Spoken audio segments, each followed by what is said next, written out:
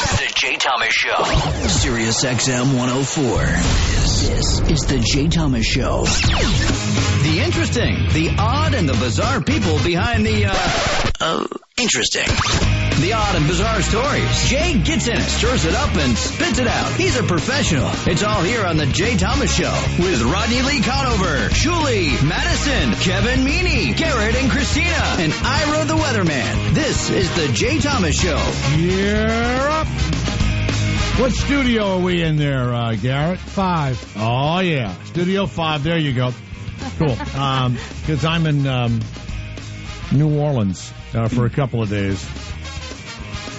So around, just go to New Orleans when you're in Santa Barbara, and then you just hop over to New Orleans. What's in there? why do I hop over, or how do I hop over? No, why? Like, what makes you just say? Like, do you wake up one morning and say, "I'm going to New Orleans"? You know, you're asking me. What you're doing is you're asking a guy who has played this game for 25 years, right? 20-something years. I have all the stories down. I have all the reasons down. And they've been going on for, many years, right? Yeah. When you ask me that question, how do you decide what moves you to go there? I'll actually try and get a reason to go, and I'll find the reason, and then I'll report that the reason found me. Does that make sense? Yeah, sure. I'll go, hey, okay. Well, this time I tried to get something to happen, and I manufactured something, and then my brother luckily needed surgery. Oh, I'm sorry I asked. So I know. So I had to get in the plane immediately. Can't say no to surgery. No, I can't. Mm-mm. But the funny thing is that there's no rhyme or reason. I do it every 2 or 3 months. That's what I do. Every 8 weeks, I try and be here. And I have, things I can look over, properties, stuff like that. But, it changes my mood. It's like a little mini vacation for me, 6 times a year. Then, there's New York, every 3 months, right? Yeah. Do that. I like your jet-setting ways. That's contractual, the 3 months. And I'll tell you why. One, I didn't want to just be, broadcasting from a studio someplace and no one ever sees you, right? So I want to be seen. I want the company to see me. I want you guys to see me. And New York has an interesting energy. That's all. Now I leave here on Wednesday morning and I go to Charlotte, North Carolina for 3 or 4 days. And then on Saturday in the plane back to California because I can't miss the Super Bowl party. So that's how that works. Yeah. So I fly a lot. A lot of people wouldn't like this life, but I do like it, and I think my family got used to it. Now, for a long time, there were real reasons. I really had to go, do a movie or something like that. And then that stopped. I kind of quit. More like every now and again. No, hiatus means vacation. Yeah, I feel like you're on vacation. I am on vacation 24 hours a day. Mm-hmm. I have a friend of mine who's very religious and been my friend forever, and he's always worried about, God and and his place in life, and if we do anything, if we go out and hang out, or something goes down that's fun, he says, "Oh, I went out with you. We went to the dark side." That's what he says to me, the dark side. And I'm looking at it and I'm thinking, the dark side. If I did every vice I could do, every vice, at the end of the night, I'd go, who do I thank for this? I didn't go to the dark side. Whoever God is, you go, wow, thank you, Jesus, when you really, instead of saying you're bad, you should say that somebody orchestrated this kind of craziness for you. You know what I mean? Yeah. Right? See, the 99% and the 1%? You can look at it a lot of ways. 1% of humans can handle the freedom that No, I don't mean the political freedom. I mean the moral freedom. Did you know I meant Financial freedom? No, moral. Okay. Yeah. I believe financial, moral, political, there's still the 1 in 99. I believe this. Of the world, there's like 7 billion people in the world or whatever it is, 8 billion. So here it is. We were all just meant to run around and lick each other's asses like that woman said last week, the disgusting woman, smell each other and hump on each. Were you on the show when the woman was that Friday? Yeah, but the disgust, remember? Oh, yeah. And then we would be smelling each other. Mm-hmm. I think that freedom, was abused. And I think that human beings began to make up stories why they shouldn't have all this freedom, because they couldn't control a free group of individuals. So they made up religion and morals and all this other stuff. But the reality is I think that nature or God or whatever just made us as animals, and we kind of started running things or got out of hand or whatever. The dinosaurs ate a lot, right? And they were big. So he just made them, and they were allowed to do their thing, and then they died, right? I think we're just another version of a dinosaur, a thing that got out of hand. So I can do a lot of stuff and still not, destroy myself or people around me. But most people with tremendous freedom, without morals and church and laws and all that, they become drug addicts or drunks, or they abandon their families or whatever. So you're seeing, Christina, a very controlled 1%er. That's what my answer is. You son of a bitch. Well, that's true. That's all true. So. Anyway, and then when I come here, I see politics a different way. I see the world, in a different way. And what's funny? I think about all of you all the time. People that listen, I think about you. I think about Garrett. And I was getting a pedicure the other day. I get manicures, pedicures, massages. When I travel, I do all this, right? So now let me tell you something else. My wife lives the same way, and so do my kids. So that's the added attraction to this thing. There's a lot of I'm leaving for wherever, There's a lot of I'm going to go do this thing. You know what I'm saying? Yeah. And sometimes you can afford it, sometimes you can't. You have to make that decision. But I'm sitting in the pedicure thing. With that machine that does your back and everything else. Gary, you ever get a pedicure and the machine does your back? Never. Come on, you're an idiot then. Next time we come, we're doing it. Oh, boy. I'll do it. And all the magazines, there's OK, there's People, there's all these magazines I don't normally buy. So I pick up this one is, I think, would it be? Is it In Touch?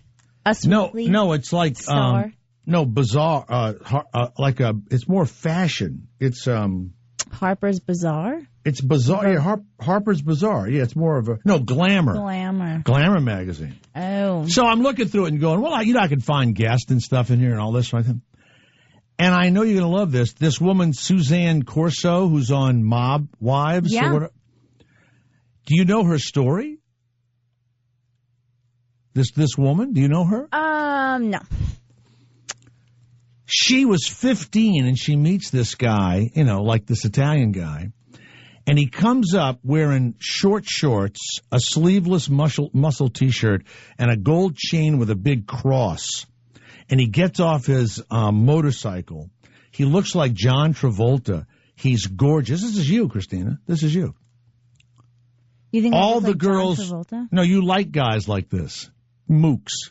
I like mooks. Right. All the girls were throwing themselves, at him. He looked at me and he said, "You ready, Garrett? Hi, you want to go take a walk in the feast?" The San Gennaro, the stupid feast. Hey, you want to go take a walk in the feast? Oh, boy. So they walk in the feast. And she's a novelist now, Christina. You ready, Garrett? Here's the novel. I hesitated because I didn't know him. But he was so damn charming, I agreed. We strolled around, and he bought me a sausage and pepper hero. This is her novel. Plus, an extra one for me to take home. Later, when I gave it to my Jewish mother and grandmother, they said, "Where did you get this? We didn't give you any money." Sausage Hero was a big deal. Because we were on welfare and food stamps. Neither of them liked the neighborhood Italians. My Catholic Sicilian father had walked out on my mom when she was 19 and 8 months pregnant with me. At least that was my mom's story. "Gangsters," said my grandma. "Nothing but gangsters," as she ate the sandwich. Yeah, you know what? Do you know her, this woman? I would have her on the show in a minute. She says that she could have been a mob wife because she was in that lifestyle. The guy screwed her when she was 15, or had sex with her, made love with her, whatever. She was in love with him. And after they had sex, he makes her go in the bathroom, wipe herself, and bring the toilet tissue back to him. Wow. You know why? It's got to be an Italian thing. I didn't know this. What? Do you know what it is? No. Let's go around the horn, Garrett. Oh, boy. Let's do John in the Bronx while we're at it, too. Put him in here. She's Around the from horn. where I'm from in Brooklyn. What part of Brooklyn is Well, it? she's near me, 18th Avenue and 73rd Street. That's kind of near where I was. Yeah, she met the guy at 18th Avenue and 73rd Street. Are you reading the article? Yeah, it's in front of me. Oh, okay, good. You got John. You got John of the Bronx I'm not on there. sure, I can't. Yep. I'm not reading it. It's a long article. John of the Bronx, welcome to the show. Yeah. Hey, how's it going, Jay? I'm good, man. So, this Suzanne Corzo, who dated this mobster, this little mobster, right? Mm-hmm. I'm going to ask John first. John, he screws her, then he tells her to go in the bathroom and wipe herself and bring the toilet tissue out. What do you think he was doing? He screws her, tells her to wipe herself. He's probably taking a DNA sample to use for future reference. He wants to take her DNA so that later on, that's how organized the mob is. They put it into the Corleone lab. It's a tribute lab, Garrett. It's a tribute. Thank you, very good guess. Keep John right there. Garrett, what do you think? He is making sure his precious seed doesn't go into her welfare-receiving dumpster. He wants her. He wants to know her semen. His semen is in the thing. My God. And Christina, what do you think it is? He likes the smell of her pee. Ooh. He wanted to see if there was blood to make sure she was a virgin. Oh. That's what he did. And Does that work? I don't. Well, I think that she was 15. I think it does. My girlfriend's a virgin every month. All right, John. Anyway, hey, John in the Bronx, are you a cop or something? Retired PD. I'm a private investigator now. Remember, I'm doing the undercover work, following these clowns around. Yeah, it's really weird to me when you read about these mobsters, how dumb they sound, and yet they run, $200 million businesses. It's really, that's why it's easy to catch them, because in the end they're kind of just dumb mooks at the end. Exactly. Yeah, a lot of them are, and they don't even realize. That's why most of them get caught when you're on a surveillance watching them. Right. Most of them are caught up and down the blocks, talking to each other. These high-powered microphones aimed at them, and they have no clue. And remember the guy in Greenwich Village who pretended he was insane and walked around in his pajamas all the time? He was a big mobster. Remember him? Definitely, yeah. He was great with that stuff. He used to love walking around in his pajamas. He did, but I saw him interviewed once, and you could tell he was acting, and he was a terrible actor. It was pretty funny. I mean, but they couldn't. I think they put him away finally, or he died, or whatever. So, all right. Yeah, mobsters. Thank you very much, John of the Bronx. There you go. So, Christina, I want to get her on here after reading. I would love this. I would have never read this story. And she said when she was his girlfriend, he would beat her up in front of her friends and her family and dare them to do anything and threaten that he would have them killed and have their bodies chopped up so that nobody could find them. So you're her brother, right? I slap Christina in front of you, and you move toward me. I go, yeah, you want me to kill you and chop your body up? Like that. Go ahead. Go ahead, you touch me, I'll kill you. I'll chop you. You'll be in Fresh Kills tomorrow like that. Like that. So nobody did anything. He's doing 16 years for manslaughter somewhere. Oh, yeah. Unbelievable. I just thought you liked these people. So anyway, I saw that. I love these people. So I just want to show you, I'm like Ira's always going, hey, what are you doing on the weekend? Well, that's what I do. Let's go to John of California. Yes, John, it's Jay Thomas. Yes, sir, Jay Thomas. I think I have an answer for you. What is it? I think it was to see if there was any blood, to see if she was a virgin. No way. That could never be the answer. Please, Garrett, play Garrett, please play the trumpets, please. Wonderful. Thank you, Tom. Oh, you got it. Winner. Oh, we actually have that tissue here in our studios. We'll mail it to you. All right, put him on hold, Krista. Yeah. Put him on hold and mail him the bloody tissue. You know what? You know where he got that answer? This is true. A guy called me once. Hey, I just heard something on the radio. Now, it was me talking. Okay. That's where he got the answer. To jthomasshow at gmail.com. I was listening to a replay, and I heard you talk about how country music sucks. No.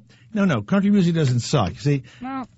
No, well, maybe to you it does. I like it because, it tells a story. It tells a real story. It takes a really long time to get to the end of the story, though. No, they tell you the exact story. They literally go like this. Woke up this morning, washed my face, made my breakfast. Mm-hmm. My wife ain't home. Mm-hmm. Went to her job, she wasn't there. Mm-hmm. See what I'm talking about? She was with another guy, went to a motel. Oh, it's just getting interesting. Killed them both. They tell you the whole story. The whole thing. It's poetry of a type, but anyway. So this guy was saying, what I mean is that they have men singing country music, and it's not like men are singing. It's like too fruity. I always go back to the one with I don't know if that's Kenny Chesney, with the kids sitting in the back seat with the Happy Meal and all that. But is that because your son wrote it? No, he didn't write that one. Oh, okay. He writes some sappy songs too, like I Never Broke Her Heart, and stuff like that, right?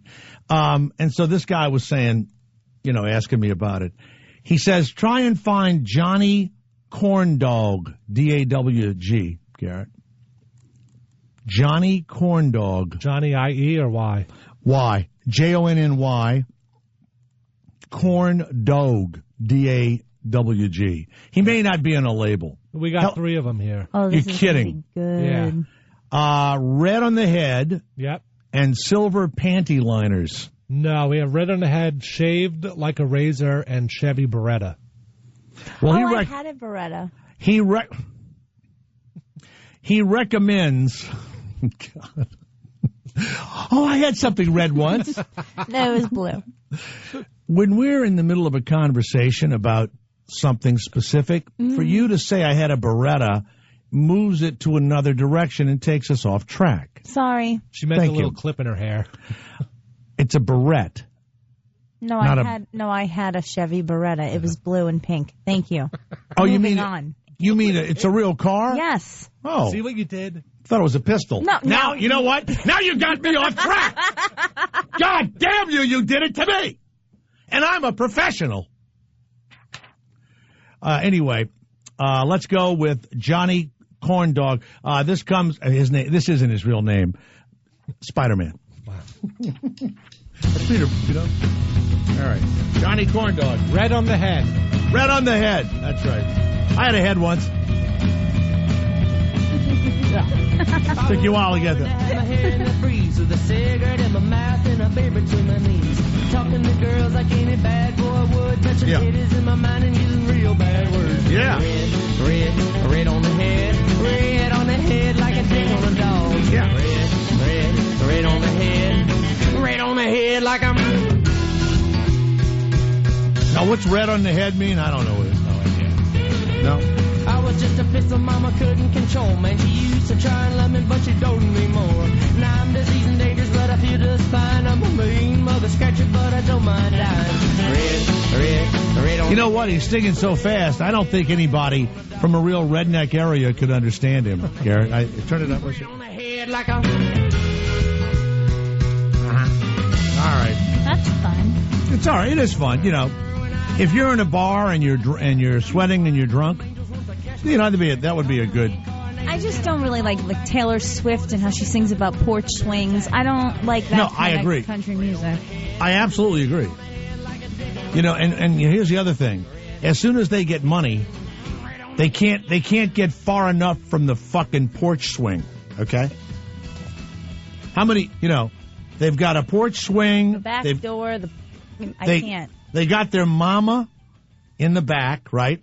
The daddy's a drunk, and there's 7 or 8 kids running around with underwear on, and they always have like a dirty face and all kind of pee marks, you know, on the underwear, right? And so they become famous, and they make, you know, millions of dollars and everything else. And all they talk about is, you know, the town they came from and their mama and all that shit. Right or wrong? Right. They sing about it, but they hated it. So why didn't you stay there? You know? I like the people that leave a place and go, I'll never go back there again as long as I live. What about your mama and the 7 kids? I hated every one of them. I'd love someone to say that. Were they mean to you? No, I just hated them. You know. You know why? Sometimes in a family, you're the 1%. You were the one that was given, you know, that special thing. And the rest of your family, they're in the 99%. You think everyone thinks they're the 1% of their family? And everybody thinks they're going to live when the plane goes down. Everybody.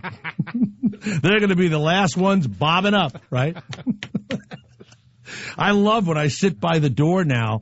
They make you really say in a loud, distinct voice that you will help people out of the plane. Wow. So the woman comes and she goes, you're sitting in an exit row, or the gay man, you're sitting in the exit row, and if in the event of, you know, an emergency, would you be ready and physically able to help people out of the plane? Mm-hmm. And she goes to each person, you go, yes, loud, like that, right? So she comes to me and I say, now, I've always sat in the exit row because there's more room. How much help are you expecting? I said to the lady. She said, all kidding aside, sir, you are not to leave the plane first. That's what she said to me. I said, right by the door. You're there. You're semi-part. You're like like they deputize people in the old, you know. All right, Garrett, Christina, Mike, come on. Deputize them, Bill, real fast. We're Heavenly Father. Not that one, you big idiot. The deputizing one. Huh? Oh, yeah. You all swear to uphold the law. Yeah. Come on, let's go get them. Okay. So you're like deputized, right? So there's the big handle. Now the plane crashes and there's smoke everywhere. She said to me, all kidding aside, you cannot open the door and run out. You can't. You have to help. Like that. Yeah. And she says to me, you know, so if you would like to be seated someplace else, you know. So I say to her, no, because she wasn't laughing. I said, no, I'll help. And she said to me, I'm going to have to ask you, sir, to give me a yes or a no, and I swear to God, in a loud voice. Would you be willing to aid in the event of and everyone's staring at me, and I went, yes, I would. I might even give my life, something like that. Oh, yeah. I bet that's what the Italian cruise captain agreed to, too, before the shit went down, and he was the first one off. Well, he was going to direct the rescue from the shore. Well, I was going to do the same thing. Exactly. You know, the door pulled me out of the plane. I'm sitting there thinking of my excuse. Now, Mr. Thomas, why are you running around here in the back of the plane? That door's heavy. I grabbed that door, and when I went to, put it out, but you slid down the chute. I know the chute opened. It was miraculous. Have you ever slid down the chute? No, never. Oh, God. My dad had to once. No. But it was just, some stupid thing. But it looks like so much fun. When I was living in Woodstock, New York, and a guy was building my house, and his wife comes over, and we were talking, and she had been a stewardess for like Northwest or something, right? Mm-hmm. And I said, wow, how long did you fly for them? And she said, well, this and that and the other. And then after a while, she was in a crash. They were flying from Seattle. Plane gets in some crazy stuff, and the plane lurches forward. She was thrown the length of the plane, and she remembers her feet touching the tops of people's heads as she was thrown, forward. And the plane crashed. I think a bunch of people were killed. No, she lived. I know. She lived. And she said that was it. Moved to Woodstock, lives in the forest. Never again. Let's go to Jeff of Cleveland, Ohio. You know what? It's amazing. It's after the weekend. We've all had a chance to live, We've all had experiences. We've had a chance to think about last week. Jeff, have you been thinking about something from last week that you needed to discuss and you waited all weekend to call us? Absolutely, I did, Jeff. Yeah. You were talking about the nitrous at the dentist offices. See that? We were talking about that last week because Demi Moore supposedly was... Now, when you spray it out of the Ready Whip can, don't you get I used to do it, but I only got the whipped cream in my mouth. How do you just get the air? You hold it straight up. You see, I would go into the you know what? I love spraying whipped cream in my mouth when I was a kid. I loved it. It's fabulous. Well, you just hold it straight up, and then you don't do it all the way. You quarter, Hey, Garrett, if a guy's dick was like a Ready Whip can, you'd go nuts. You'd never leave your room. Big Ready Whip dick coming out, Fucking Garrett would quit, What happened to Garrett? Didn't you hear? Guys' dicks look like Ready Whip cans. He can't leave the computer. I'm sorry, Jeff. You see, I went off the track. So you hold it up. I'm going to do this when I go home tonight. I'm going to stop by the 7-Eleven and get some. And what's the high like? What's the high going to be like? Well, it's experimental. I guess just I've never done it personally. I guess it's just a lightheadedness. Really, that's it. Why would you call up to the dentist and get a cleaning? Why would you want to know about? Why would you want to know about it? The dentist nitrous has got to be different than what's in the Ready Whip can. I had some. It's absolutely different. It's a lot stronger. You were saying it was weaker on Friday or on Thursday. I thought the one in the dentist office made you laugh. I thought the stuff out of the can gave you like a hard high. You know what I mean? There's a soft high and a hard high. You know what I'm talking about, don't you? Here's why I laugh when I'm at the dentist on the nitrous, because I'm kind of out of it and I'm in my own little world. And then for some reason, you kind of float back a little bit and then you realize that you're a complete idiot. And you're like, where's my tongue been this whole time? And then you giggle. You know to where yourself, it's been? And that's where you The dentist pulled his pants down and put his ass in your face and you don't even know it. That's what they do. They do all the time. They put you under, and then they put their ass in your face, and they finger you. Oh yeah. I woke up. I had a woman dentist. I woke up, and she was jerking me off, and they hurry up and put me right back to sleep. Oh, Jesus. Oh yeah. She couldn't stand it. I was laying there. Garrett, she saw my package was exposing itself. Yeah. It happens to men, too. It happens to men. So, by the way, there is a movie out there. It has no plot. It is completely fucking meaningless, and you will not be able to turn it off. It is called Sleeping Beauty. You have got this. This was a girl from that Bottle Rocket movie or whatever with the girls. Buddy, I got to tell you, if I had lots of money, it's probably what I would do when my penis stops working. Okay? Now, I'm just leaving you with that, Garrett. That'll make you want to see the thing. It's for guys who know their penis will stop working and they'll have a full head of white hair. Okay? But all those nitrous videos on YouTube, Jay. Yeah. They're all David at the dentist and all that.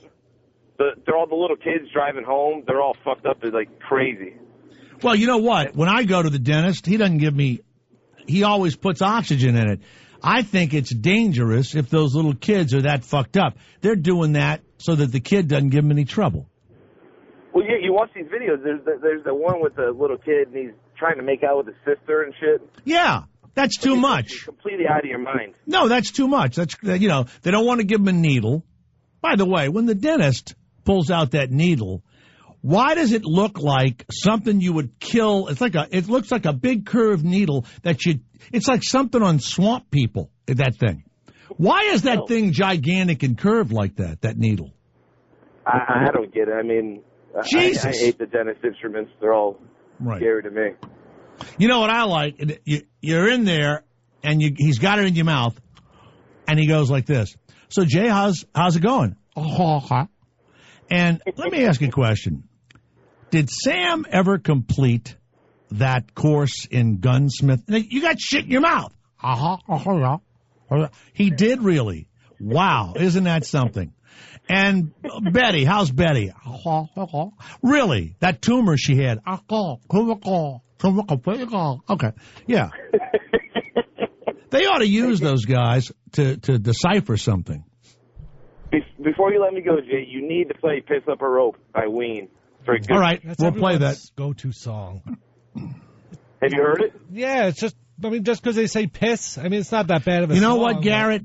Jeff is a 99%er, okay? You're talking like a 1%er, and you can't talk down to them, okay? And they're not even country. You can talk about them later, but not to their faces. Oh, sorry. Okay? Yes, you heard it? Yeah, I've heard it 100 times. 99 times. Thank you, Jeff. Thank you. All right, that's okay. See you later. Let's go to Billy of Austin. Hello, Billy. Hey, that fucker stole my suggestion. Piss Up a Rope. Told you know what? It's the only song that the 99%ers ever call us with. Well, that whole album's awesome, though. There's got a lot of other ones, but that's the most catchy tune they got. Would you consider them a country band? No. Album, They're right? definitely. Yeah, they just cut that one album. Yeah. It's kind of a goof, but they're an amazing band. Great to see live. Hey, Jay, there's also, regarding that Ready Whip stuff, you can go buy that nitrous at like a head shop. Yeah. And get it straight on. How do you, why would they sell that if it's a controlled substance? Why would they do that? Because, I don't know what the... do you inhale it? Is it a liquid or is it in a gas form? It's in a gas form, and you get like this little device that punctures the tip like the CO2 cartridge for a BB gun. Well, I'm gonna tell you. I don't know about nitrous, but remember when poppers were big years ago? I'm not that old, Jay. Well, there were these things called poppers, and you when you were coming, it's the thing that you give somebody when they're knocked out completely. They probably don't use it anymore. It had glass inside of a cloth covering, and you smashed it with your thumb, right? And you put it under somebody's nose. It will wake up a heart attack victim, okay? So I'm at the Beverly Hills Hotel with my second wife, and she tells me we're going to have this incredible sexual experience, right? But won't tell me what it is. So I'm working away on her, and right when I start to come, she pops that popper and shoves it into my nose. I left the bed. I lifted straight up in the air, left the bed, and flew against the wall, whatever that thing was. Now, I was told that was amyl nitrate is what I was told that was. Is that right, Garrett? That was an amyl nitrate. This is not like an amyl nitrate, right? Those are popular in the gay community. Oh, thank you. Well, you know what's funny? I divorced her because No, you know what? I divorced her because she had a penis. So, and you know what? The puzzle's coming together finally. Finally coming together. All right, thank you, Billy. Good God Almighty. Years you sit around, you wonder, why did that relationship not make it? Could have been the two penises. Let's go to Paul of Arkansas. Yes, Paul. Hi, Jay. It's Paul. Hey, when you were down there luxuriating in New Orleans, that's a great place for you to go for a shave, right there on Magazine Street. You mean Aiden Gill? Yes, you know it. I do, but he charges like $50 for a shave. I go in there. I went in there to buy a straight razor for my 21-year-old son, who, you know, thinks he's a cowboy and all that stuff, and he was talking about straight razors. So I go in, and it's this famous, barbershop, and, more than that, obviously. Well, it's guys like you in there with the English accent. I'll have a Burma shave, please, Or how about this, a Myanmar shave? They call it Myanmar now, don't they? It's not a Burma shave. So there was one straight razor, and I said to the girl, let me see it, and she gets it out, and it's like, $75, and it's some fabulous thing. And she said, who are you buying this for? I said, that's for my 21-year-old son. And she and the other girl turned white, and they said, look, we're never going to sell these again. People have been buying them, and they have been cutting their faces like somebody calls them or something happens, and they've been really hurting themselves, trying to do it at home, right?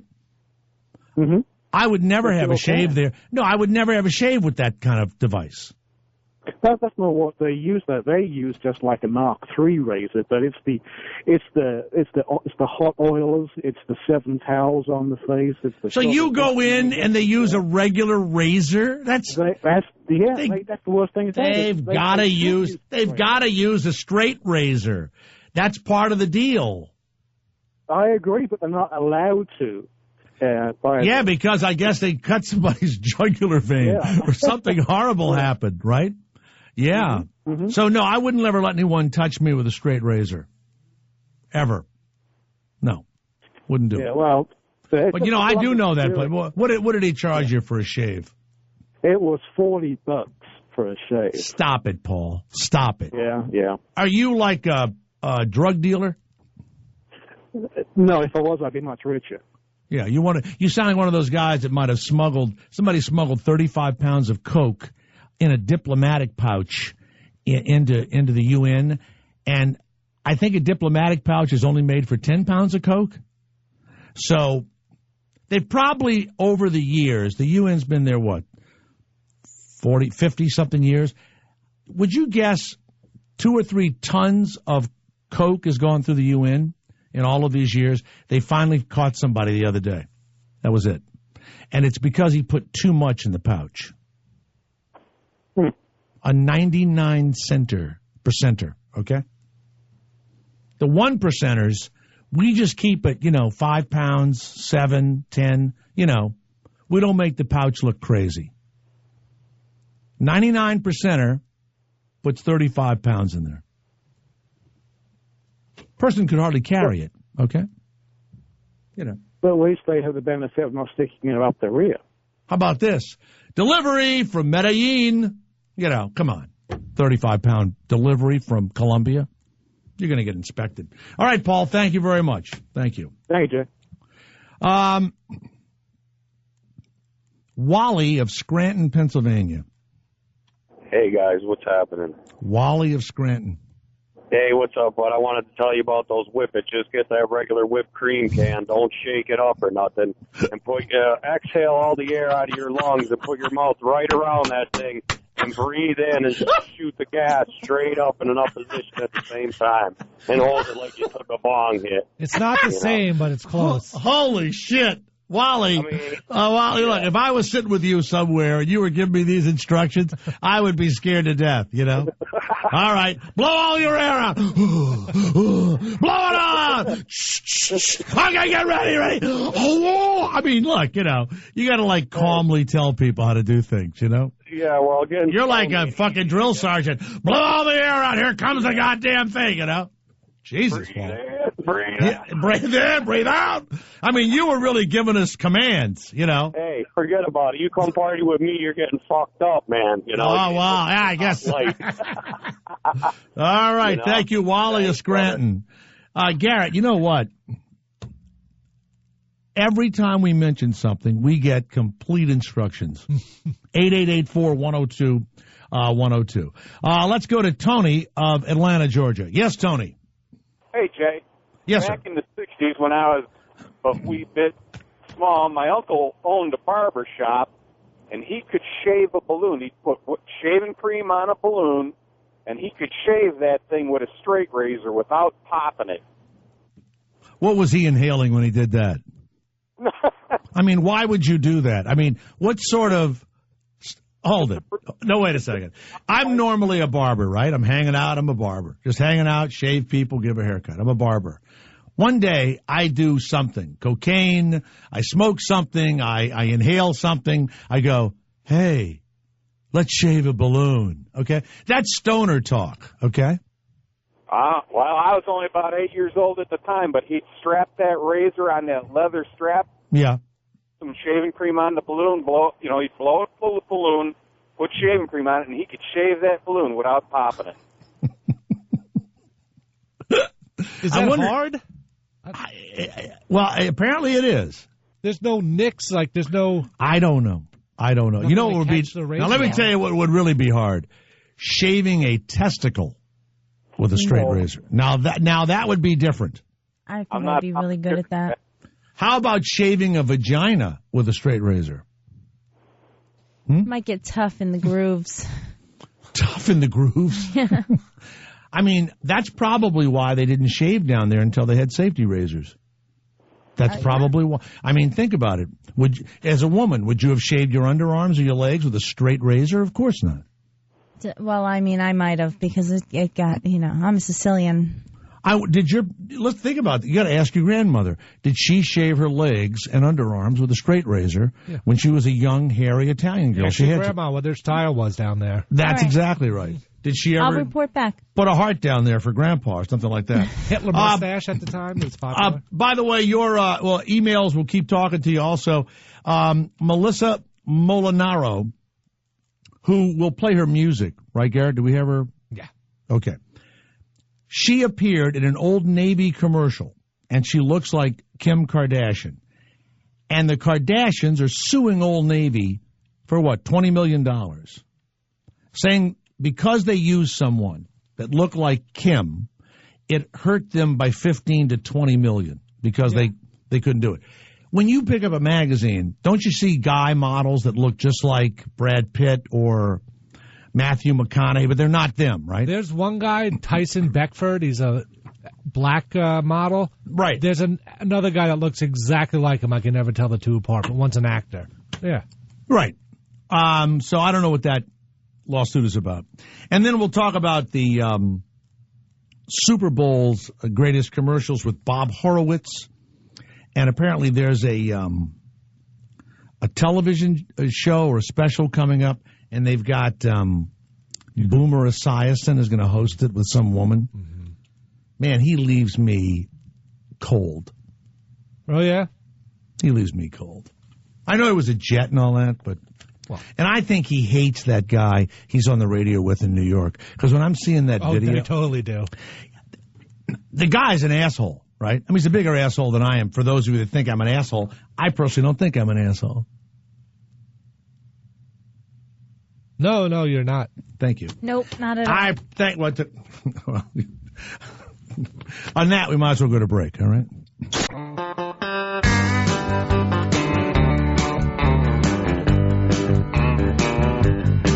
All right. My dinner's on fire while she watches TV. And if you ever wondered what it's like to be me, she takes all my money and leaves me no smokes. Yells at my buddies and insults my folks. I'm breaking my back, doing the best that I can. She's got time for the dog and none for her man. And I'm no dope, but I can't cope. So hit the fucking road and piss up a rope. All right, take it off. Take it off. It's because he said fucking, and it's not a good song. That's what I'm saying. It's not a good song. He says it's about his wife and piss up a rope. Right. Here's the weird thing. That's what these guys say they like, that kind of song about his wife's a bitch or whatever, right? All the ones that are hits, the songs to me, country songs, seem like they were written by somebody on their deathbed. You know why? When your life is over, no matter how horrible your wife or your kids or whatever, you're dying, right? You're letting bygones be bygones. Every country song is like somebody's last words. Oh, when I see you, I love you. Can you imagine walking into your girlfriend and go, oh, when I see you? I love you. I mean, really. When you walk across the room, I'm glad these 2 decades have been with you. I'm thinking 20 years. You know, this guy's got to be dying on a couch. When you walk across the room, you know. So that's what it ought to be like, real. Got a mortgage, driving a truck, kids are bad, Economy sucks. Whatever. Something. Yeah. How about this one? Got a black president. Enough said. Next song. Whatever. Exactly. Yeah. Unbelievable. I love Romney and Gingrich. You should be ashamed of yourself. What? Ashamed? How dare you? All that. He kept saying his dad was born in Mexico, Romney. So he kept saying. His dad ran for president of the United States. How would that have worked? Yeah. Now, if he was on an army base, maybe, right? Yeah, that would work. But his mother, he got plopped out on Mexican soil. Boy, I tell you what. If the next debate, Newt Gingrich ought to go, I demand to see your father's birth certificate. Oh, man, it would cost. It means nothing, but it sounds bad, doesn't it? You're the son of a Mexican. It would cause the guy to hit the gavel and yell, order, quiet. Yeah, they were going at each other the other night. Really, rude. Bad. And don't you know that Barack Obama's guys are just writing down all the insults? They are. Yeah. I watched 60 Minutes last night, and they did this thing on Leon Panetta, the head of the CIA, and it was like a commercial for the CIA or a commercial for the administration. It was such a whitewash job. I was... Wow. I know. But here's what it was. They couldn't say there for Obama. It would be like they did a special on Garrett Andritz. You are the greatest. You run the equipment. Everyone that talks to you you're the greatest. And if I am the one that oversees you or hires you, puts you in that position, I must be fabulous. You know what I mean? Yeah. So in the show, they're saying how great he was. And then they'd flash Barack Obama's picture every now and again. But it was about Leon Panetta.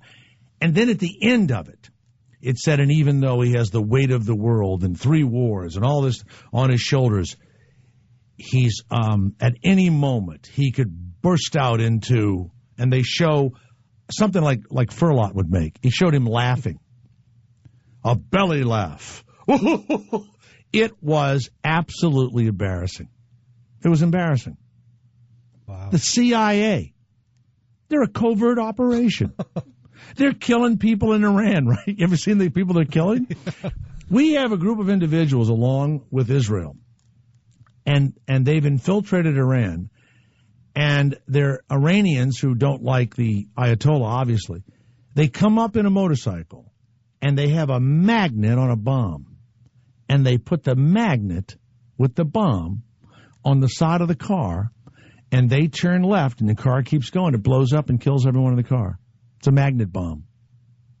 We're doing that. You should have asked him about that. Wow. Yeah, we've killed 5 nuclear scientists in Iran. Did you know that? No. Yeah, we've assassinated them in the last year. Oh, and they're young guys. They're young from MIT and stuff. They're like... How can we kill them? Because... And Leon Panetta said it last night. If they ever get the bomb, we'll take whatever action necessary. Like that. Now, it was almost like, I guess this was showing Barack Obama was strong, right? I guess. I don't know. But it was an advertisement. And it was stupid in my estimation. And so the announcer goes, does that mean we may use military might? And he goes like this. Nothing is off the table. It's like all shit. God. Like a script, movie script. It ought to be like this. Look, we've told them not to get a bomb. They're going to blow up Israel or whatever. If they blow up Israel, and if they launch a thing, we have just so many bombs we need to get rid of, okay? We can't wait to get rid of them. Just don't give us an excuse. You know what that is? That's the translation of, any means necessary. Here's the other one. We're not going to launch against Iran. Are you kidding? There's Never. no way they would launch. Because if they did, they'd be wiped off the map. Like North Korea. As soon as around the Korean New Year, they should be careful letting off, firecrackers and shit. Because if something leaves their airspace with like a flame on it, good night. You've heard of Northern Lights. How about North Korean lights? Whoop, good night. Yeah. So I thought it was a real commercial. Then I couldn't figure out why was CBS doing it. Maybe they've got something coming up with the FCC. You know what I mean? Something. Maybe they have a I don't know what. It was a commercial. Yeah, I noticed that not as big a deal, but with Jeopardy. What did Jeopardy do? Like once every show, they have one commercial that's like their product slogan is "When it rains, it pours," and then it's like, "What is Morton Salt?" Type of thing. And then last week they had a whole category, Domino's Pizza. On this Meat Lovers Pizza, you get pepperoni sausage. Oh and my this God! meat. Yeah, on Jeopardy. Yeah. Oh, and they're so fucking high and mighty about the questions. Exactly. Oh my, Alex Trebek. Wow. You money grubbing scumbag. You never had me back on because I said, sure, you sound smart. You got the cards, okay? Don't tell me I'm stupid. Sit down here and I'll get up there and you'll see how fucking smart you are. Can't believe I was never on the show again. Cannot believe it. That and the fact that I'm no longer a celebrity. But that's okay.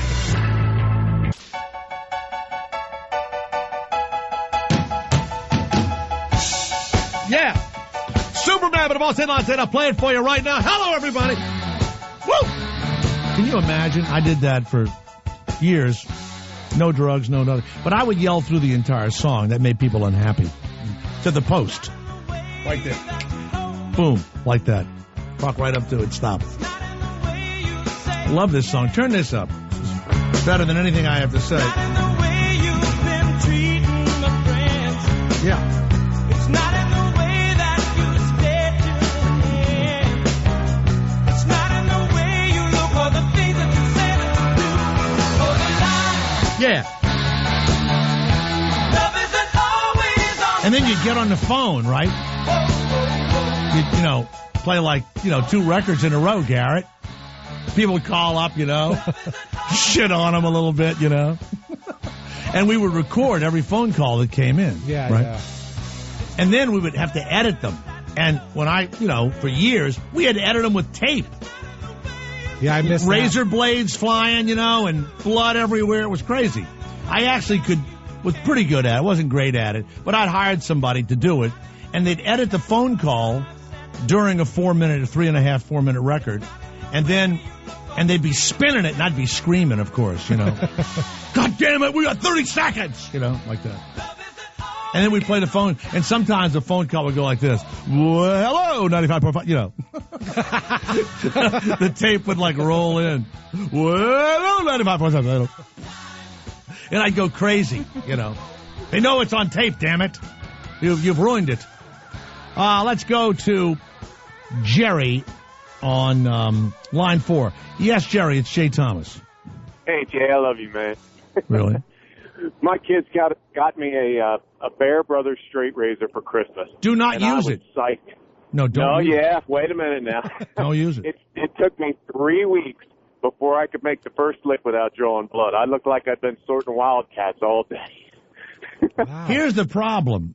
We don't live in a world that is focused enough. I mean, of course, typical of me, I have to think why all of our grandparents, Romans, whatever, they would just sharpen their knife, whatever it is. Right. We don't focus. I don't think people talked like they talk. Like, there's no way you go in a bathroom and someone doesn't yell your name while you're taking a dump or shaving or something. Someone beats on the. Well, you've nailed it down again, Jay. Beats on the door. You're not by a stream, right? Right. You're not with a little mirror and you've got your Confederate uniform on, right? The fighting is going on behind you, Garrett. and you are the Union lieutenant, and you're shaving before you go into battle. You're focused. What gets you? Is it like nicks in your face, bumps in your face, or is it you move it sideways slightly and it cuts you? If that blade has to go the blade has to sit perfectly perpendicular with the exact pitch as you draw it down your skin. And if you move just a tiny bit, you'll nick yourself with the end of the blade or with the butt of the blade.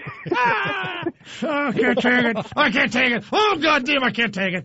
Oh, I'm not kidding you. I'm a faint. No, I'm not kidding you. But then how come I can use 4 razors all close together perfectly I know fine? Mike Church is listening. Wow. Mike, you may have to drive back and take the show over. I'm going to faint. I'm trying my best. I can feel it. What I gave up and fell back on my 4-blade. I don't understand how those are easy. Wow. You don't even know you cut yourself until you see the blood start to appear. That's right. And then it never stops. After you make that first cut. Yeah. Yeah. Okay, but well, I was so proud of myself when I got down the first cut. I got one Jerry, complete. Here's my question. Left-handed. Here's my question. Yeah. If it's that difficult, and I know it's wonderful that your kids got it, if it's that difficult, why do it? The challenge. Really? Okay. Just the first time I come out of that bathroom without a cut all the way down the side of my cheek, I'm going to smirk at my boys. For those of you who are not married and don't have children, you've got to listen to this guy. All that's left is that he's started a hobby and he's hoping not to cut his own throat. Okay? That's Amen. That's the final nail in most people's coffin. Jerry, thank you very much. We're so proud of you. You're welcome. Ain't war fun? Yeah. All right, there you go. Yeah, why? I mean, it's too much. Some people have to, I think, don't they? Like they get ingrown hairs or something? No, I don't think anyone has to use a straight razor. No one. Mm-mm. And I couldn't stand – I've had my neck shaved by the barber. Yeah. And he scraped it a couple of times. When I was a kid and my mother got all mad, the guy had it left a rash on my neck. Can you imagine? I got home, my parents went crazy. Adam of Colorado. Yes, sir. Hey, Jay. Oh, my God, John. Oh He's maimed my baby. Like that. His next haircut's going to be free. I swear to God, that's what she said. Guy said, all right. Yes, go ahead, Adam. Wow, Jay. I don't even know where to start. I've used a straight razor since you're on the topic. I walked out of the bathroom with blade marks the entire length of the razor on my cheek. Oh, Jesus. The learning curve is ridiculous on these things. And electric razors with the little buzzer clipper thing out. That's what I would like to use. No more razors for me. Actually, I thought I couldn't use an electric razor. This is a ridiculous conversation, but they're pretty good now. They really are. And if you want that kind of unshaven look, Christina, you can set it like a lawnmower. Yeah. So it'll just cut and leave a. I'm going to start doing that. I'll look like that. What's that guy that's? He's the most amazing man in the world. What's that guy's name? What's that? Dos Equis guy. Does he have a full beard, or is it just kind of grown a little bit? Yeah, it's more than like the George Michael shadow. I'm going to do George Michael. Yeah? Yeah, it's my new look. Yeah, that's right. And I'm going to start carrying a concealed weapon. Yeah, that's what I'm going to do. Yes, Adam, go ahead. Jay, can I get to the real reason I called? Why did you cave to the... How old are your listeners? Are they 14 years old? Why are they telling you to play this Ween garbage? And why did you cave to these assholes? No, you know what? Hold it one second. You know what, Adam? Adam, you're a one-percenter. You're a one-percenter. That's all. No, by far I'm not. But I got to say I'm especially embarrassed for Spider-Man, I think, who was the guy that requested the song at the beginning of your show. Wow, yeah. I'm embarrassed for that guy. He really listens to that shit? Hey, look. You're one person. You're just one person. I know. And you know what Garrett said earlier? Everyone thinks, no, you don't speak for anybody. Okay? You don't speak for anyone. You're one person. Every person thinks they're special. And I've been doing this a long time. Here's the saddest thing. And let's go around the horn, Garrett. Hold on a second. You and Christina. Everybody thinks they're special, Garrett. What is the saddest thing about this? Coming from me, no. What is the saddest part of people thinking they're special? Like you think you're going to live through the plane crash. Mm-hmm. Everyone thinks they are, the chosen one. The saddest thing is they are not special. I don't need any more answers. You're absolutely correct. That's right. The saddest thing is they are not. Okay? And when they tell you that they're special, and you already know you're special, and you know that they're not in the club, it's sad. And you have to turn your back, and to no one in particular, you raise your eyebrows and you roll your eyeballs up to, God, Oh, right. Yes. I'm sorry. Go ahead, Adam. What else?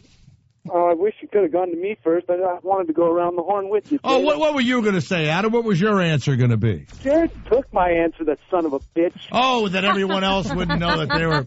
Okay. Adam, wonderful talking to you. Thank you so much.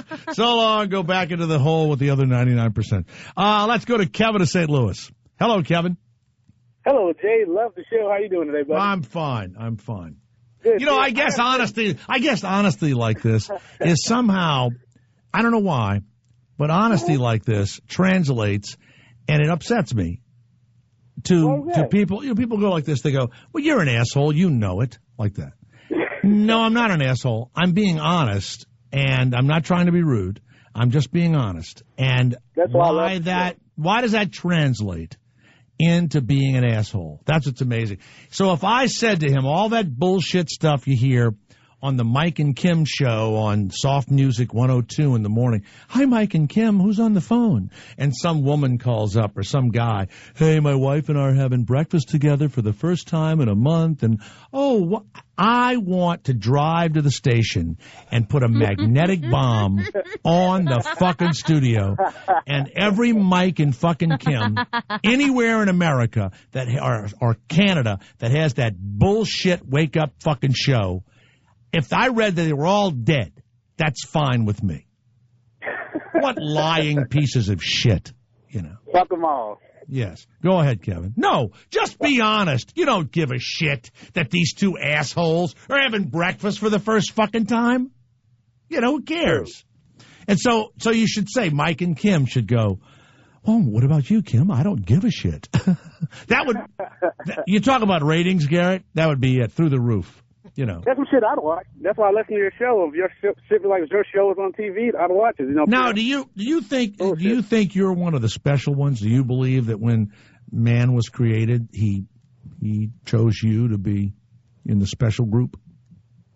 My mom would lie to me like that when I was younger, but luckily I had my father to bring me back in the real world and let me know, you're average like everybody else. So I didn't really grow up on that bullshit cloud. That's what dads are for, Garrett.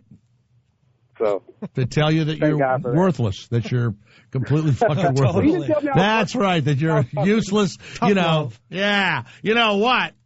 I was just fucking her. I didn't expect anything to come to it, I didn't expect anything to come out of it, all right? Well, good. Wonderful. Yes, what can I do for you, Kevin? Well, I know you're from Louisiana, and I'm a truck driver, and I'm from the Boot Hill of Missouri, and I'm driving through Louisiana. You're from the Boot. Are you from Sikeston or Cape Girardeau? I live in Charleston, which is right outside of Sikeston. Sure. You know the Heckmeyer family, don't you? The who? The Heckmeyers. He was the Judge Heckmeyer. He was the state senator. He ran for United States senator. He probably put some of your relatives in jail. He was a circuit court judge. Yeah, that's one of my former relatives. All right, go ahead, Kevin. I keep seeing signs. I'm stopping in a town called Hammond, and I keep seeing signs for a place called Raising Cane's Chicken. Is that any good? I'm thinking of stopping there and eating today. You know what? It's a chain. It's good. It's a chain. The way people talk about it, it's like supposed to be like a cool southern place. And I was like, I got a couple bucks to blow. I don't feel like going to. I'm like so fucking tired of Subway. It's not even funny. It's all their you can go there, but you got the big truck and all that, right? Mm-hmm. Yeah, that's the problem. I mean, the good places are like in and away from the highway. Yeah. Well, I definitely can't do a U-turn. End up like fucking somebody's Cadillac up or something. Then you're in Hammond right now. You're in Hammond. Yeah. I just got off in Hammond, like where the truck stop is. Like believe it or not, you are about 30 minutes from where I'm broadcasting. No shit. Are you on the 12? I would. That's right. I was on 10, and then I got Baton Rouge where it splits off. That's right. On 12. You're 30 minutes from me. 30 minutes. Exit 40. I'm in Abita Springs, the exit at Abita Springs. You know where I ate today? I got off at that exit. I went in, and I got, fried chicken and some greens. It's all good. The truck stop food around here can be pretty good, too. Maybe you guys go out for dinner tonight. Maybe we'll go out to dinner tonight, yeah. All right, Kevin, thank you. Yeah, I can't wait. All right, thank you, Kevin, very much. Thank you. I'm not sharing anything with him. You have to get his number. Let's go to... You had fried chicken for lunch? I did, and I had... collard greens? Collard greens, but chopped. They were collard greens chopped with something else. Vinegary? No, they cooked them in bacon. They put a little vinegar on them, and it's at the service station. So it has a big sign. It says, God, they just call it. It's the same place it's always been. Now it has Two Brothers Smoked Meats. It's got a name now or something. They gave it a name. It's the same food. Delicious. Is your headshot on the wall? No, those people would no more know me from the Man in the Moon. I mean, I've been going in there for 8 years, 8 years. No one's ever said anything to me, nothing. This is really kind of toothless country. It's just like a reality show. Yeah. And they're very nice, but they wouldn't notice. No one from TV, no one out of the ordinary, in their imagination, no one out of the ordinary would ever enter their world. Does that make sense? Yeah. So someone would have to go up to them, show them probably 4 or 5 movies and TV shows, and actually focus on them for hours before they would recognize me. Yeah, that's what we're talking about. But very nice people. Let's go to Zubair. Your name is Zubair. What is a Zubair? What's that? Zubair, that's my name. Zubair. Are you from the Dark Continent? Asia? Are you a Zubairian? Asia, yes, Asia. No, not Asia. Are you from Africa? Are you a Zubairian? No, I'm from Pakistan. Oh, so that is your real name, Zubair. Yeah. Hey, I'm glad you called. I am so fucking glad you called.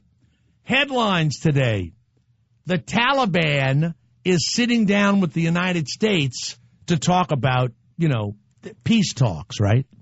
The last time they did this, one of these bastards had the bomb in his fucking hat, right, in his headdress, and killed everybody at the peace talks. We can't. You got to search that fucking turban first, don't you? Yeah, that would be the first thing to start. You goddamn... Would you trust them in a room? I wouldn't. I would fucking have goddamn fucking shit all around him before I'd go in that room. You think they would with the CIA? They can assassinate people in Iran. Think they'd have the technology to find out what they have before they sit down. I am going to buy one of those magnet bombs and just keep it in my car at all times. You know when somebody really pisses you off?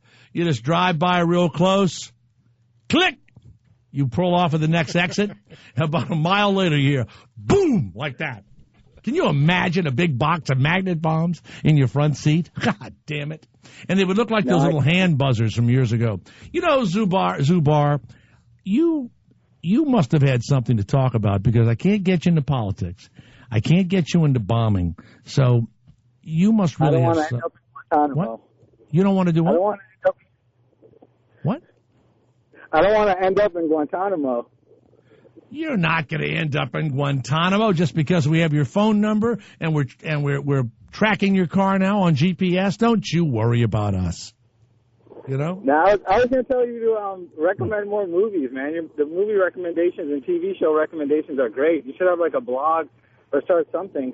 Well, give me a show that you've watched that you've enjoyed from my recommendation.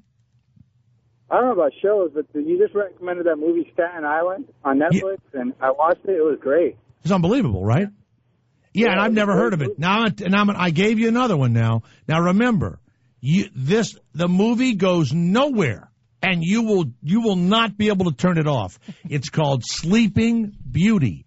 About an hour and 20 minutes in, I said, this is going nowhere. I could not take my eyes off of it. It is so weird. I'll just give you one small scene. They make the woman wear lipstick that matches her labia. Hello? Matches a what? Labia. I'm pulling my nipples right now, just thinking about it. Her labia? I thought it was labia. I believe it's labia. Well, no, like you walk into a lobby and then that's a girl's labia. That's what I thought it was. You know what? You want to hear something? Since I didn't, pronounce it right, when I heard a guy was a lobbyist, I thought he was a great pussy eater. That's what I thought. Because I say labia. So he's a lobbyist. Anyway. Did you see there's something wrong with Aunt Diane? I will not. No, with Aunt Diane, no, it's the one about the kid. There's something wrong with Kevin, and he ends up shooting the school up and killing everybody. No, the Aunt Diane one was the woman that drove the wrong way down the highway and killed 8 people. Oh, no, I saw the documentary. Not the, yeah. Yeah. That's what it's called. There's something wrong with Aunt Diane. You don't want to recommend that to someone. Yeah, I only recommend, feature films. What was your opinion about that, though? Do you think she got fucked up? She was completely fucked up, and nobody knows anything about anybody. And they think they do. She was completely fucked up. She took something and something else, and she lost her mind. You don't think she wanted to commit suicide? No, I do not. Either. But the woman said the husband always said he didn't want to have the kids, and the kids was just for her. So maybe they were fighting, and she was like, well, fine, if he wants it that way, I'll... Nope, no, not that day. That day was she took the wrong medicine. 10 drinks? She had 10 drinks of alcohol and smoked weed with 5 kids in the car? How do you do that? I don't know. But she took something that looks like that or whatever. I don't know. I mean, unless she's got some kind of weird body where the chemicals changed inside of her. But yeah, they say it's impossible. Like alcohol just shows up the way it shows up. Yeah. Let's say she had a thing that looked like iced tea and she was, hitting bourbon and cokes all day. I see people drinking shit all day long. Right now, I have a beverage right here. Right here, listen. Let's go around the horn. Let's go around the horn to find out what my beverage is. Zubair, I have a giant, like a giant 24-ounce cup. Hold on a second. What do you think that beverage is? Just, it's got, pink and blue. It looks like a harmless little, like convenience store cup. What do you think it is, Zubair? Lipton Brisk pink lemonade. All right, get rid of him. Get fucking rid of him right now. He's Pakistani. He doesn't know our culture. He's ruined it. That's exactly what it is. Get rid of him. Get rid of him. Get rid of him. He's gone. Gone. I hate that when they guess it right off, Pink lemonade, wow. I thought he was going to say very dark, strong Pakistani tea. He was a nervous Pakistani. He thought we were going to say something about him.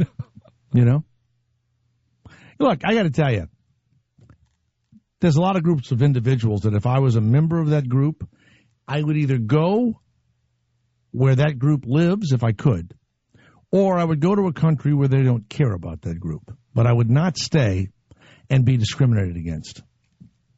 Yeah. I don't believe in it. I just don't. And, I'd find an island or something. I don't know. Now, not everybody can do that. And I would be glad, by the way, that they all didn't follow me to my island. And I'd open up some sort of, little store or food place where my culture fit in, That's what I would do. I would be Zubair, the pita man in the Caribbean. That's what I would be. Wouldn't be embarrassed. Or I'd move to Mexico. Because, physically, I would say most Middle Eastern people I'd move to Mexico in 5 seconds. Are you saying Middle Easterns are better than Mexicans? Not better. Mm-hmm. They look like each other. They wouldn't be noticed so much, Cool. Well, of course, now hold on a second.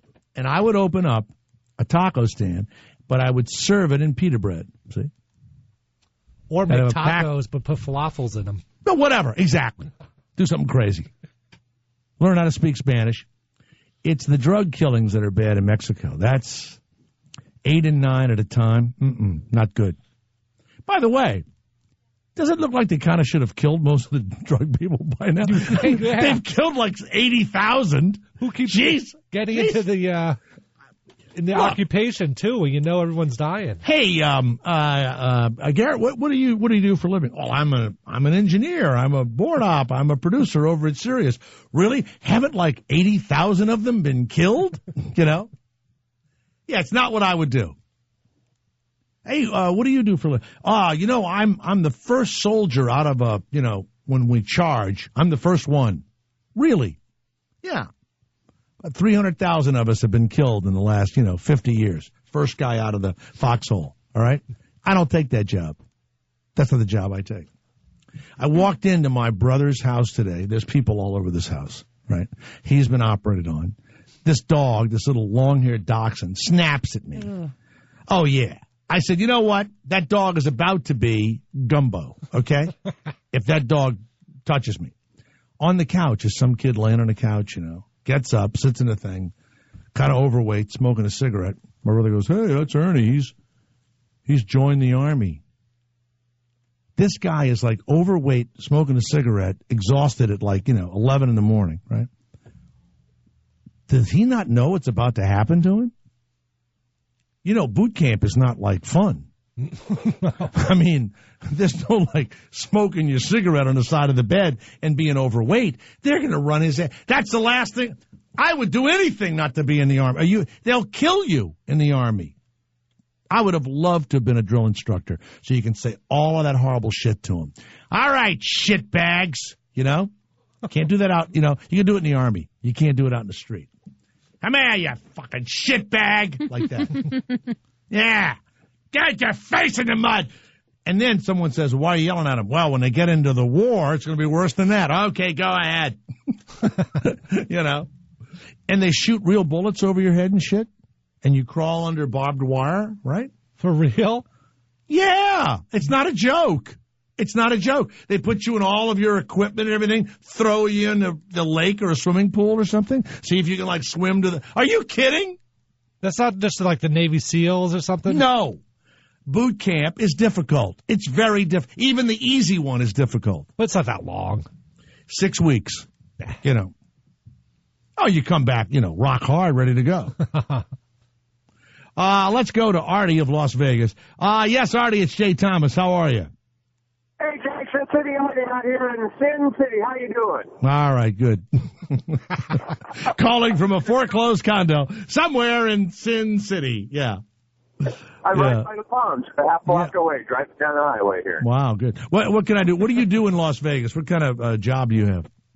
Before I sell radio time for the sports stations, have a part-time DJ business, and all that good stuff. So you're a salesman for the full-time sports station there. Is that KLUC, K-Luck?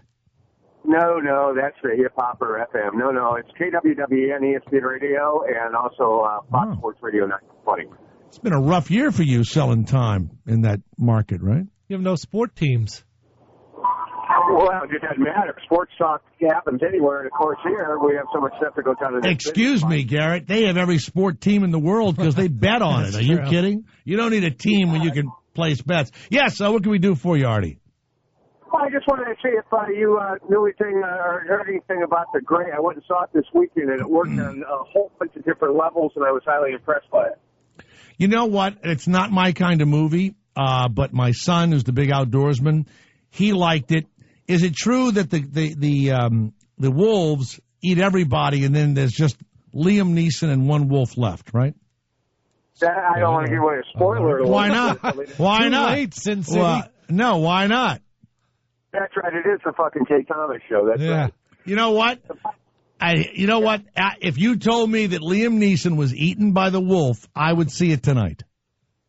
Well, the wacky thing is, and I was talking to Gal as I was winning $400 at a local bistro here for lunch. On the end of it, you know this town, you get an $800 cheeseburger or you walk away. The bottom line to the thing is that at the end of the credits, they show a little 5-second, 8-second clip. You know how they're apt to do, like the end of Ferris Bueller. Go home, that kind of shit. Right. Well, they show this one, and it's the wolf laying down, breathing. Obviously, he's been, disabled somehow, but he's still alive.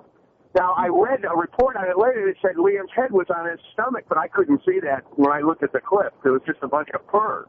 But I think you're left not really knowing what happens. Wait a minute. Wait a minute. Wait a second. So at the end of the movie, the wolf dies or whatever, but then at the end of the credits, you see him breathing for a few seconds, meaning that he's going to be alive. You never see the attack. It goes to the credits just as he's coming leaping towards them. And Can you believe the bullshit in this country with the PETA or the Humane Society? Are you kidding? So they don't even show you who gets killed. That's unbelievable. All the close-ups of the wolves, they're... You know what I would like to see? I would like to see, at the end of the credits, they show a leg and a boot, and you know that it's Liam Neeson, and the wolf is just gnawing on a bone, with like some tattered pants and a boot. That's what I'd like to see, But, the good thing about this movie, though, there's really no bull. It functions on a total different level than just a plane crash and a bunch of guys being hunted down by wolves. All right, let's not ruin it for other people. All right. We've already done it. All right, I'll see you later. Let's go to Joe of Staten Island. Yes, Joe, it's Jay Thomas. Yes, sir. Hey, what's up, Jay? Thanks for taking my call. Yeah. Hey, Jay, big fan of the show. Mm-hmm. Right? This is the best program the series has to offer. You had said last week that you guys have no pull or power with upper management. None. Because they can't tell you how many people you broadcast. That's exactly correct.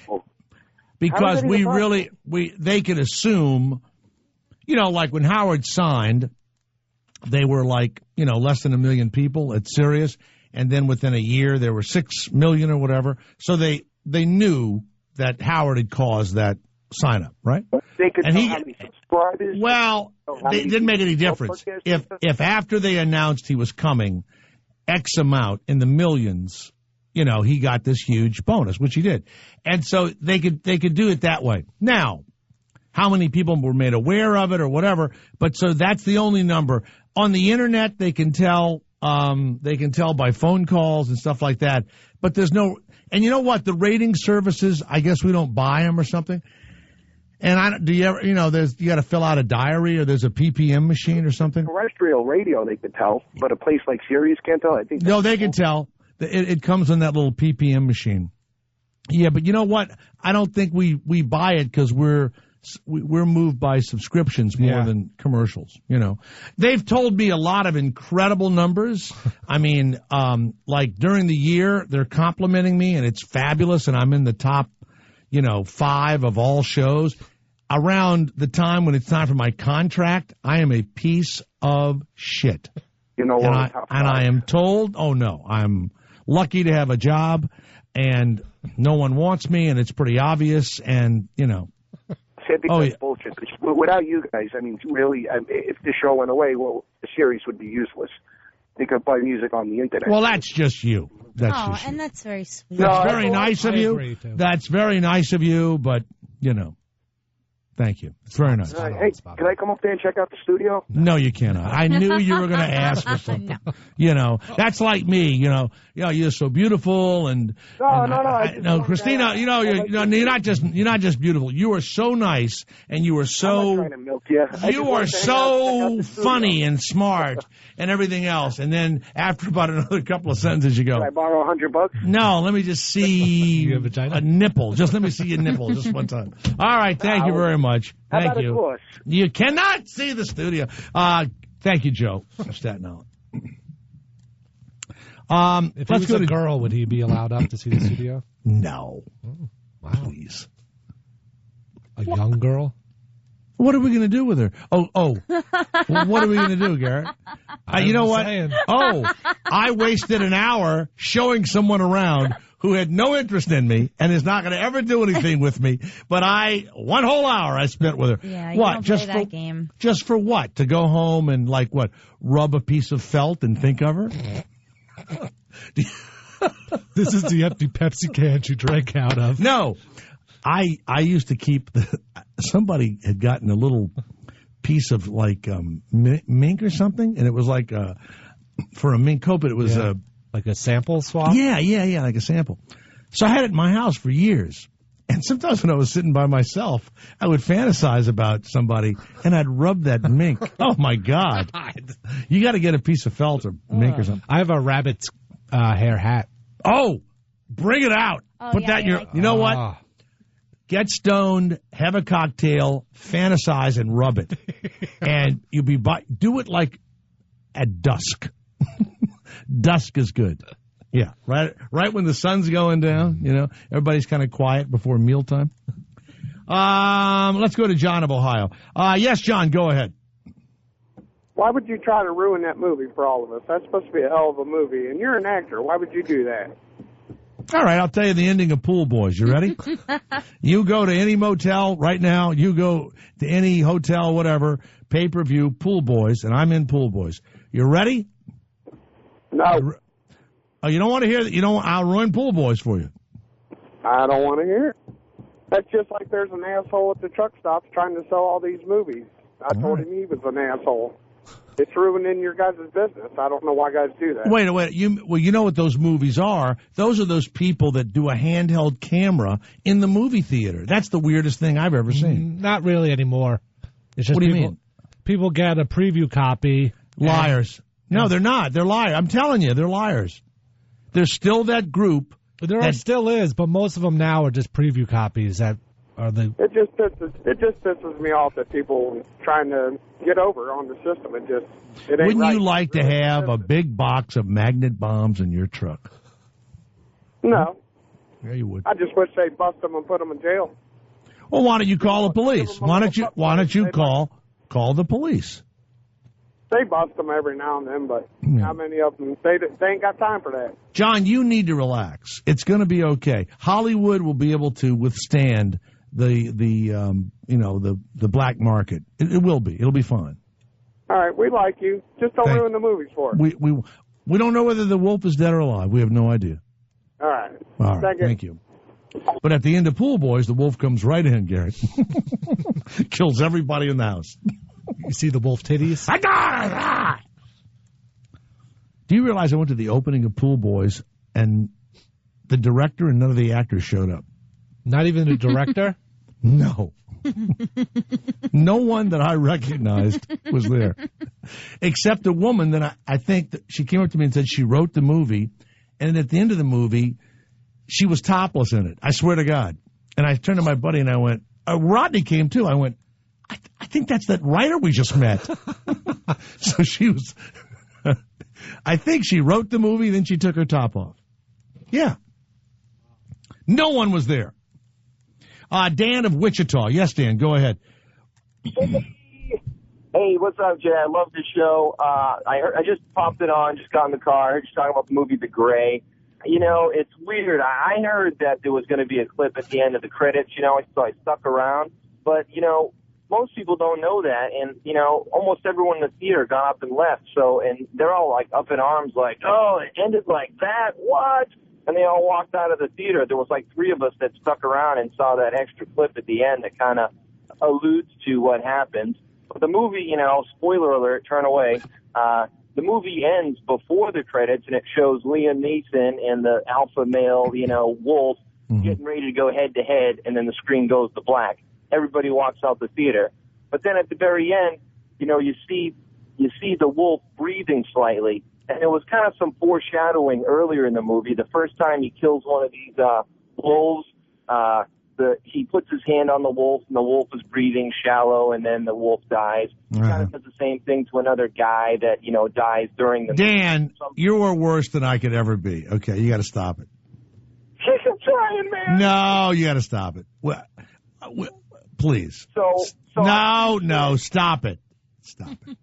Stop it. My opinion. Stop it. Stop it. Just stop. It's enough already. Okay, you did it. Stop it. All right. Stop. Well, I think you know what? I'll never see that movie now, ever. Yeah, I really enjoyed it though. Okay, good. Thank you, Dan. Get rid of that guy. You know what? What were you mad at? That he spoiled it? No, it was just, he was doing that thinking he was doing what I do. That's it. It's like when you're a little kid, imitates you and you get in trouble with somebody in your family. Let's go to Keith of Massachusetts. Hey, Jay, what's going on? I love the show. Just taking my call. Hey, I thought it was interesting what you were just saying about, you have no idea who listens to your show, because I was listening to Covino and Rich the other day, and they said they have the second highest ratings next to the Howard Stern channel. So how do they know that? I have the 1.5 times. Howard's 1, and I'm 1.5, and they're 2. I would assume Opie and Anthony as a second most. I would imagine. I think I'm in the top 10 somewhere. I have no idea. I don't know. What do you you know what? I tell you what. I love Covino and Rich, but remember. What do you think of the Duke Bro lifestyle? But let me tell you something. What keeps Covino and Rich alive as people and as, radio announcers is their belief system. See? What was that? Their belief system. Oh, you kind of giggled. They have to believe their bullshit. And so they, and it's fine because there's no way they'll ever know anything about anything, Yeah. And you know what? Congratulations. This is the first time I heard that. I'm so excited for them. I'm sure Howard would love hearing that, I mean, really, they ought to just take Covino and Rich, have them replace Howard, and save, 89,400,820, whatever it is, I already tried that. I went in and I said, look, you want to save 99 million? It'll go right to the bottom line. Okay, I did that. I'll do that morning show for $1 million. Out the door. There you go. I'll even pay for my own crew. Okay? I did it all. How'd that go? Not well. No. They said, how about Friday morning for $500? Okay, I'll take it. On the channel close to his. Oh, okay. All right. Thank you. Here we go. Let's go to B. Wyatt of Massachusetts. Now, I got to tell you, there's a lot of phone calls coming. Garrett, do they do? They kind of like look at the phone calls or something, right? Oh, they definitely do. Well, why don't we just hire a company that calls the show all the time? Why don't I just hire someone for a few $100 a week and they just dial the show up every day? Or just do stupid phone topics that no one cares to listen to, but it gets a lot of phone calls. Hey, Jay, what do you think of Tabasco? I can call into the show and answer it myself. I don't know what I think of Tabasco. Give me a call. What do you think? Yes, go ahead. You can pay me double to do that. B. Wyatt. You know what's funny? I can't hear you, Christina. I said that. No, I mean, I don't want to hear you. Oh, that's not nice. Yeah. B. Wyatt, go ahead. It's D. Wyatt from Chicago. Yeah. And wait a minute. B. Wyatt. D as in David. Wyatt. D. Wyatt. D as in dog from Chicago. Yeah. That's a lot of name. That's a lot of name for me to have to, You can do it. You played the Easter Bunny a couple of times. D. Wyatt. Go ahead. By the way, they had the 20th anniversary of the Santa Claus movie, the original one. And they didn't mention me. No. Well, I'm in a couple of things. Yeah. I thought you weren't in the first one. D, I wasn't, but I wanted to be mentioned. That's what Covino and Rich would say. Covino and Rich would go, how come they didn't mention us? Well, you weren't in that. Oh, really? Well, they should have. All right. I'm sorry. Go ahead, D. Oh, a couple of things. My antenna was broke for a couple of months. How'd the show sound when your antenna was broken? I found my spare antenna last Tuesday, and the best part about when I turned the show on, no Kevin Meaney. All right. Well, he might be back tomorrow. We're not sure. You know what, Garrett? We don't need to. You don't need to ruin this show like we do movies. Okay? Oh, sorry. Make them wonder. Okay? Make them wonder. Great. Now, D, is it because are you? Would you say you're homophobic? I'm not afraid of anybody. I ain't afraid. They can do what they want to do. But I know, but if they're around you and you're afraid that they're attracted to you, and so you have to strangle them, you have to kill them. Well, I'm gonna tell you like this. Have you ever? How many gay men have you let go down on you and you left them dead in either a shallow grave or just left them in the woods there by the by the highway? I said 3. I can't tell, but I will. You can't tell. No, I can't tell you. That'll be incriminating myself. I believe more people are killed than we ever find their bodies. I mean that. Don't you? I really do think traveling people, truckers, I think there are thousands of people murdered, killed, and just and no one knows what happened. No. I think and every now and again, that's an alleyway. They get a couple, right? An alleyway. Mm-hmm. No, you need. You know what? I can tell you right There's now. There's a lot of them in my neighborhood, and they're dark, and I'm always. It's like a But Law you'd and Order see the SVU. dead body. No, you wouldn't under like crates and boxes. If I was a trucker and one night I get someplace, and something goes down and I killed somebody, I would just get their body and put it in the truck and pull off the side of the road, like outside of New Orleans, Baton Rouge, some, place where there's a swamp or some shit. Goodbye. Right in there. Alligators would eat them. They'd be gone. Gone. How are you carrying a big body? I chop it up first. I chop it up in the back with my fillet knife. That'll make a mess in the truck. Don't worry. I put down I've seen the movies. You put the bags down, the whole deal, like that. See, now all of a sudden I'd only do harder. it when I was carrying pig meat. I'd only carry pig meat. Oh. Yeah, I'd have that. They would say, "Who wants to carry meat?" I'd raise my hand. Right. All right, D. Wyatt. Thank you very much, D. Wyatt. Let's go to Paul of New Brunswick. Yes, Paul. Go ahead. Yeah, Jay, how you doing? Good. That's good. Listen, I was just going to make a comment about that other guy that called in about the illegal downloading. I'm a member of one of those illegal download sites, and one of the biggest reasons why a person would do it is because of the fact of... Hold on one moment. Garrett, did anybody mention illegal download? You mean in the movie industry? Yeah, the bootleggers. Yeah, the guy was calling there. Guy they're calling earlier about. I'm talking about the guys that still sell the DVDs in the streets. That's what I thought he was saying, right? Yeah. But that's where that stuff comes from. But I thought you couldn't record that because there was a chip that stopped you. Something stopped. They get around that. No, they get around it. Yeah. Garrett was 100% right about the screeners. That's where about 90% of the ones that I get come from. Well, no, wait a minute now. Now, wait a second now. Why do you do that when you're taking money and food out of the actors' mouths? Why would a person do it? Well, I try to take my wife and whatnot and go to all the different movies you can go to. But, I mean, people that are on a regular income, I mean, you're looking at a $40 to $50 night. And then if you turn around and like the movie and want to buy it, they want to charge you $27 to $30 for the DVD. So you have to steal. It is stealing. It's not really because, it is. I wouldn't want to watch Transformers 2.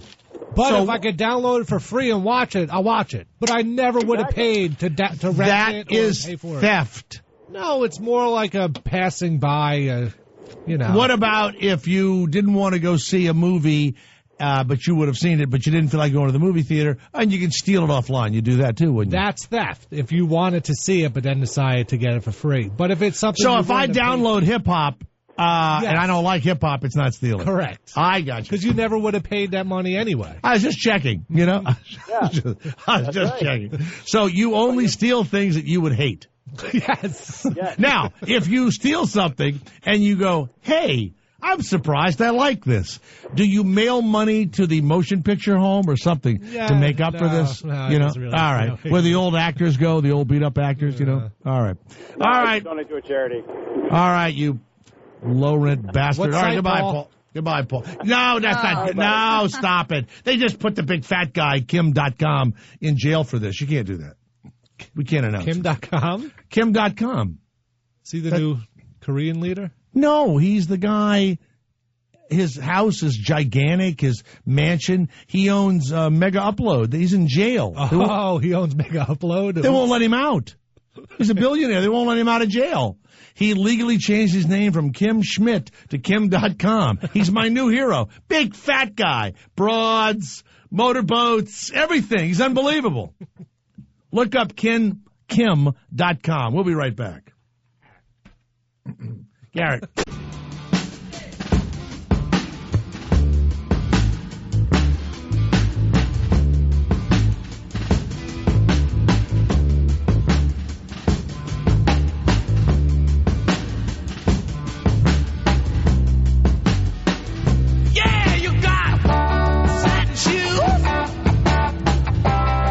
Coming up in a few moments, a woman that makes her living. Excuse me. She does not make her living doing this.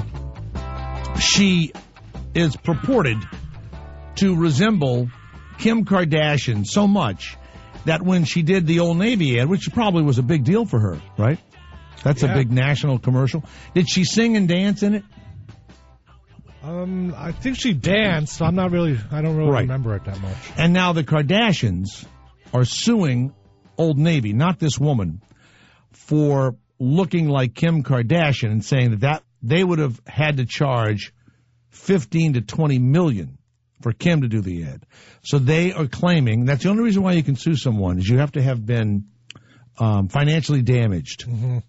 Like someone says something bad about me or something, I sue them for libel. I have to prove it hurt me, did something. And then they bring all kind of people in and go, I wouldn't have hired him whether it hurt anything or not, like that. And then that's what they're doing with this case. They do the Q rating. Yeah. And they show that there's nothing that can hurt the Kardashians' reputation because everyone hates them already. Her negative Q rating is in the 50s, and a normal negative rating would be 20 or 10 or 15 or whatever. And her like rating is 12, and an average, like my TVQ, would be 21 or 22. Hers is 12, lower than me, right? Yeah. Her hate rating is huge. So we'll have this one. By the way, I have thought of the greatest question. I'm not going to tell you right now, but when you hear it, you'll know it. I'm going to getting excited.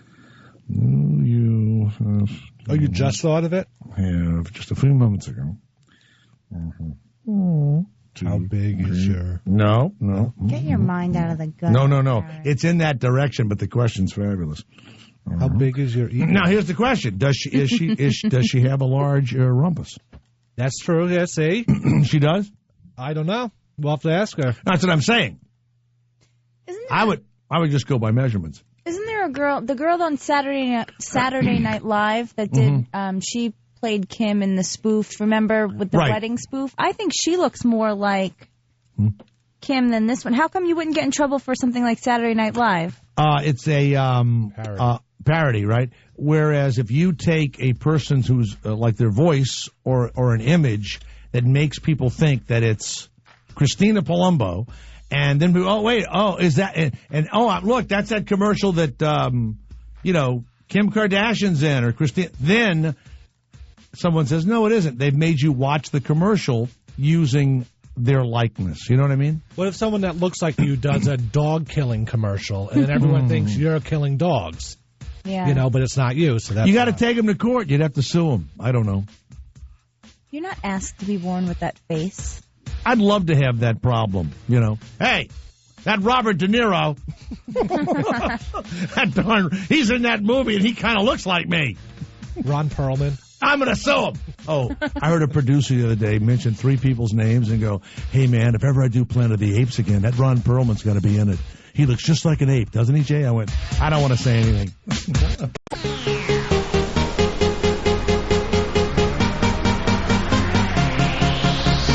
Everybody wants somebody to love.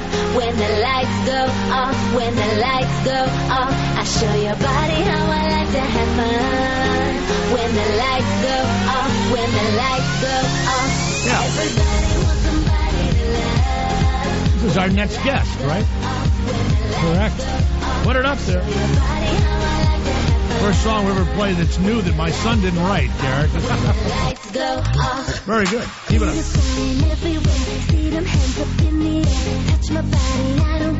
Oh, yeah. I'm going to get out my little piece of mink. I'm going to rub my mink right now. So way better singer than Kim Kardashian. Wow.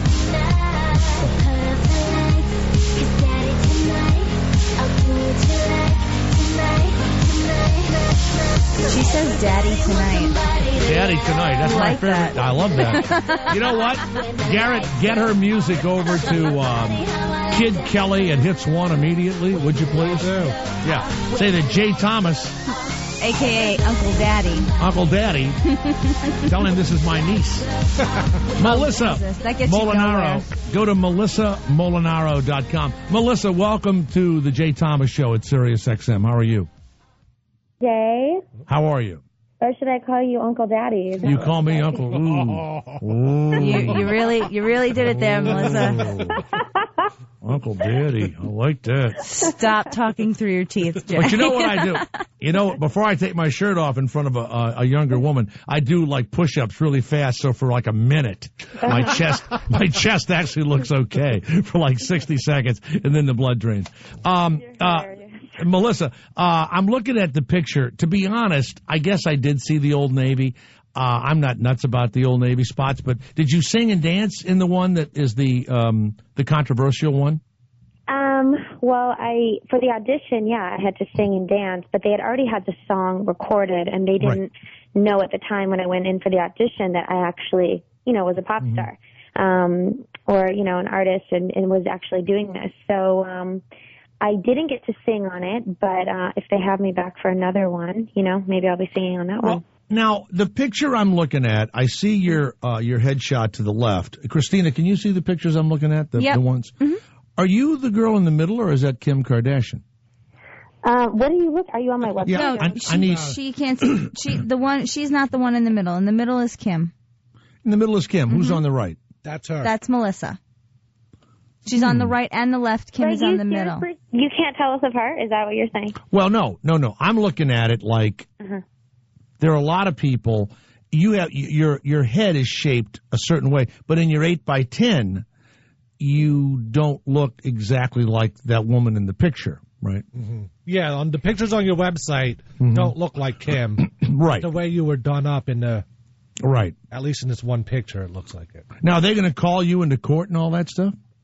I'm not sure. I haven't heard anything from them. So who knows? But I think that, there's so many girls out there that could look like her or, could resemble someone. Everyone sometimes resembles But has anyone ever come up to you and said, are you Kim Kardashian? Not associated with the Old Navy spot, ever? No, never. Mm-mm. Okay. All right. Yeah. But in the Old Navy spot, did you ever hear anybody say that they thought Kim Kardashian was in the commercial? No, it's funny. I don't even know where that all came up from. It's like one day, it was just on The View, and then it kind of took its own lane, and everyone started running with that story. But I don't see the resemblance at all. And I think that Old Navy, I think they auditioned in Miami, they auditioned in New York, they auditioned in LA to try to find this girl. And they had in their mind, someone like a Fergie. Like when I was auditioning, those were the kind of people they were throwing out there. They wanted like two guys and a girl. They wanted it to be really fun and fresh. And I knew sometimes you just know, when you're auditioning for things, you're like, okay, this is going to be mine. You just get that feeling. And Jay, you ever get that feeling? No. Come on. I don't ever get that feeling? No, never. Now, there is a lawsuit, and you haven't been subpoenaed, so I guess they figure, you'd have to say they said Kim's name, which I'm sure they didn't, and they would have to have said, we're hiring you, you look like Kim Kardashian, and they would have had to say to the makeup lady and to the hair lady, make her look like, even they might have done it privately, but I can tell by the way you're talking, you have no knowledge of this at all. Yeah. None. Yeah, no. And it's funny because even on the reference boards, which, the makeup team had and the hair people had, there are jobs where in auditions where you go in, they're like, okay, we're looking for someone like such and such. And they do describe them, they say their name, but that wasn't this case. They weren't looking for any of that. That wasn't even one of the references at all. But, yeah, it's silly. I think, this sounds like a lie or a joke.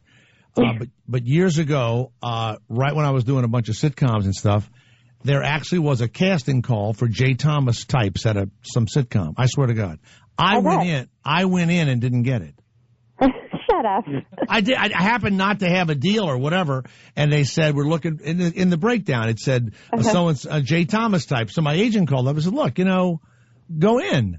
Yeah. I went in. I didn't get it. I don't know who got it or what happened to it. It's crazy. That is crazy. Nuts. I know Idiots. You've done some acting stuff. Oh my God. You have. Oh my, absolutely. You ever been on a cruise? I act on those cruises. No, you do musicals. not. I do. I do musicals on cruises. I do. I do Pirates of Penzance. You know. Do you? I do. I'll have to check that out sometime. Yeah. Now, MelissaMolinaro.com. Now, that was a big job, the Gap ad. That's a national spot, so that's good payday and all, right? Right. Yeah, it was a great spot. I was really excited when I booked it, and it was awesome. Well, now the reality is that Kim Kardashian is suing Gap, saying that your appearance damaged her brand, and her lawyers claim that her fans were confused. Well, that's easy for me to imagine. And that she would have charged $15 to $20 million for that ad. And so they're saying that you and the Gap, or Old Navy, I guess, has damaged her by $15 to $20 million. I would be proud of that if I were you. Do you think we damaged her reputation? I'm just curious. To be honest with you, if they can find enough people to say that they thought it was her, remember, they have to prove that. So that they'd have to find a bunch of people. Once a radio station sued me because the first hour of my show or half hour was on tape. But I would do it from the day before, stuff that hadn't been broadcast. We went to court, and my lawyer brought people up and said they played two pieces of the show, and he said which one was on tape and which one was live. And they couldn't tell. Of course they couldn't tell. Yeah. And so, we settled and all that stuff. But, yeah, they'll have to prove it. Now, the Gap lawyer, the Old Navy lawyer, the Old Navy lawyer will say we didn't do it. It wasn't intentional. There's no memo. There's no one was said. Nothing was. Unless somebody comes up and said, we tricked Melissa. We made her look like a Kim Kardashian, But to look like Kim Kardashian, do you think you'd have to go on a special diet to keep your ass that big? Probably. Yeah. No, I don't know. I mean, honestly, I don't know how anyone could be confused, or our body types are completely opposite. I mean, I feel like any girl could put on a lot of makeup, and just because I have dark brown hair, everyone's like, oh, you look like Kim Kardashian or whatever. I mean, she might as well sue every actress in Hollywood then. I mean, I just think it's ridiculous, Well, the Gap lawyer, Old Navy's lawyer, Louis Petrich, has said that they will try to prove that Kim Kardashian is libel-proof, a person whose reputation is already so damaged that nothing could hurt them. Exactly. There you go. Well, you know what? I would ride this pony until it drops, okay? Because in reality, you don't look like her. Right. Maybe in that moment you did or whatever. But, so have you been on any talk shows yet? Any television? Has David Letterman had you come on? Anybody like that?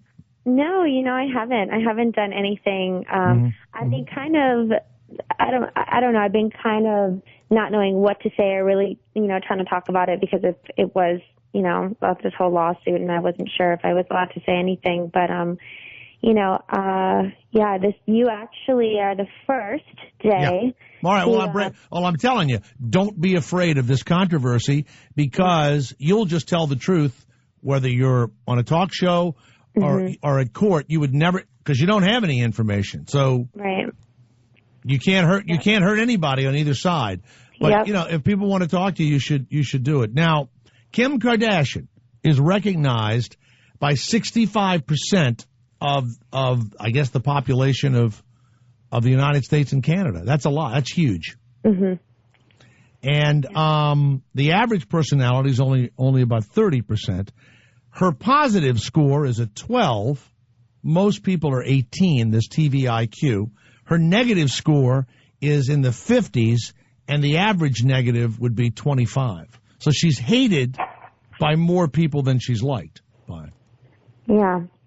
And so that's her claim to fame is, and that, it's sort of weird, isn't it? Yeah, it is. She can't sing, she can't dance, nothing. And here's Melissa Molinaro. Latch on to it. Latch on to it, Melissa. All right. All right. She's going to shake the world. But where can people get it? At your website they can get the song? Actually, it's being released tomorrow on iTunes. We're putting out a 3-song EP, and one of the bonus tracks was in the movie I did called Honey 2, which actually comes out on DVD on February the 21st. It's a big dance movie, so look out for that.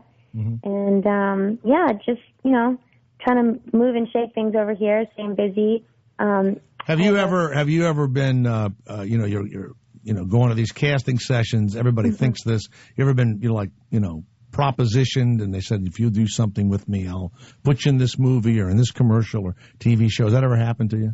That's never happened to me, but I'm having a casting session in Los Angeles a week from tomorrow. A week from tomorrow. Yeah. It never happens, I want to say, or hasn't happened to me in the acting world. In the music industry, it's a little challenging because I feel like, every producer or every somebody that you meet, they always want something for you. That's just like, Right. And that's just the reality of, being a girl. I want to say the music industry is a little harder, but, I've been doing this for a really long time, and still, I'm getting to where I want to get to, but, it doesn't happen overnight. I mean, I'm sure people could take that route, and maybe it would happen overnight for them, but... you should write a book now. I should. Now, wait a minute. Here's the title of the book. Ready? Okay. Yeah. People thought I looked like Kim Kardashian. That's what you should do. You needed, for about a year, you just crazy books, that they can't sue you. And your song would be, I don't look anything like Kim Kardashian. You would have that song, you would have the book, and you would talk about your childhood, how it was nothing like Kim Kardashian. You know what I'm saying? It wasn't. It's crazy. We're so opposite. That's exactly right. I am the opposite of Kim Kardashian by Melissa Molinaro. That's the only advice I can give you right now. Okay, Dave. All right. Okay. All right, let's play. Think about that book. Maybe I'll give you a call. Absolutely. I'm right here. I'm here for you. I'm here for you. Let's play it again. It's from Shake the World, and it just came out recently, right? Well, it's coming out tomorrow. You guys have the first exclusive listen, so tomorrow on iTunes, everyone go get it. All right, and I'm going to go online, and I'm going to look at the Old Navy commercial. We'll make a decision in a few minutes, okay? But thank you so very much, and good luck. Thank you, Jay. Okay, see you, Melissa. Okay. Bye-bye. Play it. I show your body how I like to have fun. Yeah. When the lights go off, when the lights go off. Let's show your body. Garrett's moshing in here. That's really good.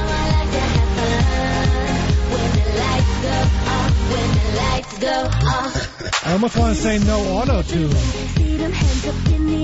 No, I think she's a trained singer. Yeah. A trained singer and dancer, yeah.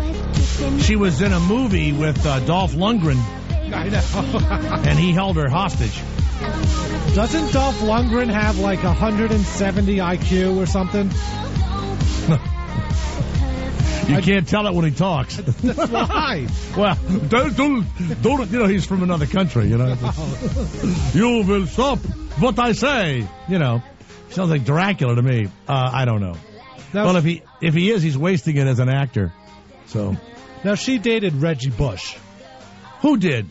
This woman. Melissa. Why didn't you tell me that? I did. It was wrote on the there. phones. Where? Right in the middle of the phone. Get her back on the phone. She called us. Yeah. No, call her back. I didn't know if you didn't bring it up for a reason or something. No, I didn't. You know what? Oh, my God. I'm so upset. Oh, I love Reggie Bush.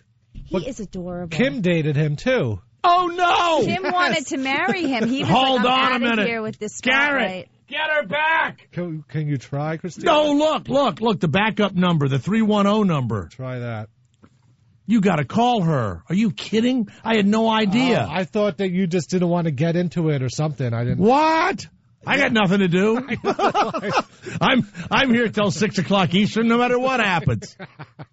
I thought the funniest one is you think there's a special diet to keep your ass that big. That was my. No, you know what? I'm in a different studio, so I see that you've written it, but it didn't mean anything. It didn't. I looked at it, but it's in a different place. She's dating Reggie Bush now? She at least was. There's pictures all over the internet of them. Yeah. Does Christina have her back? So he just asked me to try the backup number. But What? oh, okay, all right. Well, thank you. What happened? What happened? That's not her number? Other interviews and stuff. That was her publicist's phone number. She has other interviews today. I thought she said I was the first one. You were the first one, but now there's some after you. No, she was acting like maybe that, this was it, and she had to go be a waitress. Did you make her wife to make sure there was blood? All right, quiet. Deuce, quiet down.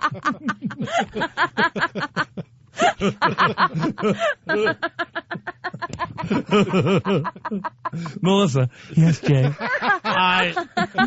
The interview is over. I'd like you to go in the bathroom, wipe yourself, and show Garrett the tissue. God damn, that's funny. The residue. God damn it. Well, go to melissamolinaro.com. We need to speak to this woman again. Oh, my God. Call Andrea. All right. Wow. You know what? You're right, though. There's no auto-tuning, and she's very nice. But I got the impression, of course, her song says, I want you to touch my body and all that, which is a lie also. Right. She won second place in the National Miss Photogenic competition. I'm not sure it was national. Yeah. The MNPC. The National Miss Photogenic competition. You know what? I messed that interview up because I had my fur board with me. Oh, yeah. Messed it up. We'll call her back. Let's go to Peter of New York. Yes, Peter, it's Jay Thomas. Yes, sir. Hey, Jay, how you doing, man? Love your show. Yeah. Hey, I want to chime in on this piracy thing. The piracy, yeah. Well, apparently, the United States government is really upset for some reason, but Hollywood has put tremendous pressure on the Justice Department. And, like my son, JT, he sold tons of records, but at like 99 cents a piece or whatever. And years ago, he would have been a millionaire by now because you would have bought the album and the whatever. And he even admits they make maybe, a tenth or 25% of the money they used to because most people get whatever, the CD, the DVD, and they steal it, So that's what they're trying to stop. Well, I wanted to. I'm in the business too. I'm in the IA, and you know that when you must be a member of SAG or AFTRA or something. I'm a member of all of them. I'm a member of everything. I'm even a member of the Iron Workers Union. Very good. I'm in every fucking union there is to be. Bus driver, everybody, anything. That's awesome. Well, my point is that when you're working with crew guys on a legitimate film, everybody around you that's not an actor is a member of the IA, and when somebody like that knucklehead from Canada who's crying about it costs $40 to go to the movies, and if you want to, I could tell he's from Canada because of his accent, right. But because I missed his lead-in. But you know what? Then don't go. Okay, I can't afford a Mercedes, so I'm not going to a Mercedes dealer. So just stay. Well, no, wait a minute now. The guy wanted to take his wife out and dinner and a movie and the whole deal, and then if he wanted to buy it, it's like $75. See? I know. Well, so get a second job. Excuse me. You can rent that very quickly. Now I will tell you. I rented a movie last night. Of course, I'm glad I did. Sleeping Beauty. It was $17 in the hotel. Oh, God, hotels will kill you. You know what? That's the most money I've ever spent on a movie. I'll tell you, you can go to these Redbox and they're $1 a night. So it's not an expensive trick. Well, if I'm in a hotel and let's say I rent 3 movies and they're 10 or 15 or whatever, and let's say I only liked one of them, I go down and when I get my bill, I go, I only looked at one movie. That's a good plan. It's a good one. And I'm not stealing. I'm doing what Garrett said. If you don't like it, you don't need to pay for it. That's true. Yeah. But what Garrett said that it's not stealing. Well, it is. And here's the thing. By the way, you can rent Pool Boys. It's out there. Well, yeah. You've given it enough pub today. Maybe I will go out to the Redbox and grab Pool Boys. But if you rent Pool Boys for $1, I will get less than a tenth of a penny. That's unbelievable. But, when somebody goes to a legitimate store and buys a legitimate DVD... They're idiots. Well, here's the thing. Complete idiots. I don't know. They're mentally deranged. I don't know if it's set up with SAG that way, but in the motion picture portion of the IA, our retirement system is funded by most of it, like I think about 75% from from DVD. Now, sales. Peter, I don't want to be rude, but when a person calls up and begins discussing a union's pension plan, okay, it really has a tendency to chill the audience. Okay. Well, I just so I want to hear make your statement is. Let me paraphrase. Don't steal the movies or anything that this union IA has worked on, or you will kill these people and chop their bodies up and have truckers bury them by the side of the road. I think that's the warning that you'd like to. There you go. Thank you very much, Peter. Peter, thank you so much. Thank you. All right, thanks. Right, thanks. He was going to go into the union and all that, and the pension and that's a show killer. I envision these political announcer guys, Hannity and Glenn Beck, or when they get somebody on, it's so fucking boring. I envision them turning the mic off and going in the back and getting coffee and having a sandwich while the boring asshole's talking about the fucking primary and, the whole thing, Is that what Mike Church does? Oh, God, no. Mike plays guitars. He has voices. He's like a morning zoo right-wing nut. Wow. Oh, yeah. The guy that's really weird at Sirius is the guy that's on that sounds just like Hannity to me, but he's not Hannity. And when I walk by his studio, he never looks at me or says hello or very intense. And I would wave at him, and the whole deal. And so one time I think he heard me testing the mic, and I go, "Hey, is that Hannity? Is that Sean?" And I think it pissed him off. I must see. Look. That's like this poor woman, if she really does look. By the way, she looks exactly like Kim Kardashian in the Old Navy commercial. Okay? Yeah. Exactly.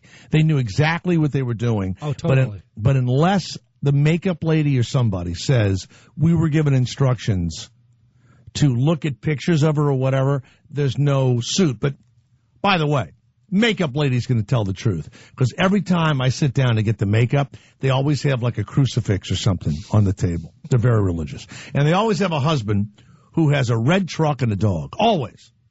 And they live in Tehachapi, which is this, desert area of California. Strange group. Rob Lowe married one of those women. That's his wife. Was a makeup artist. I know.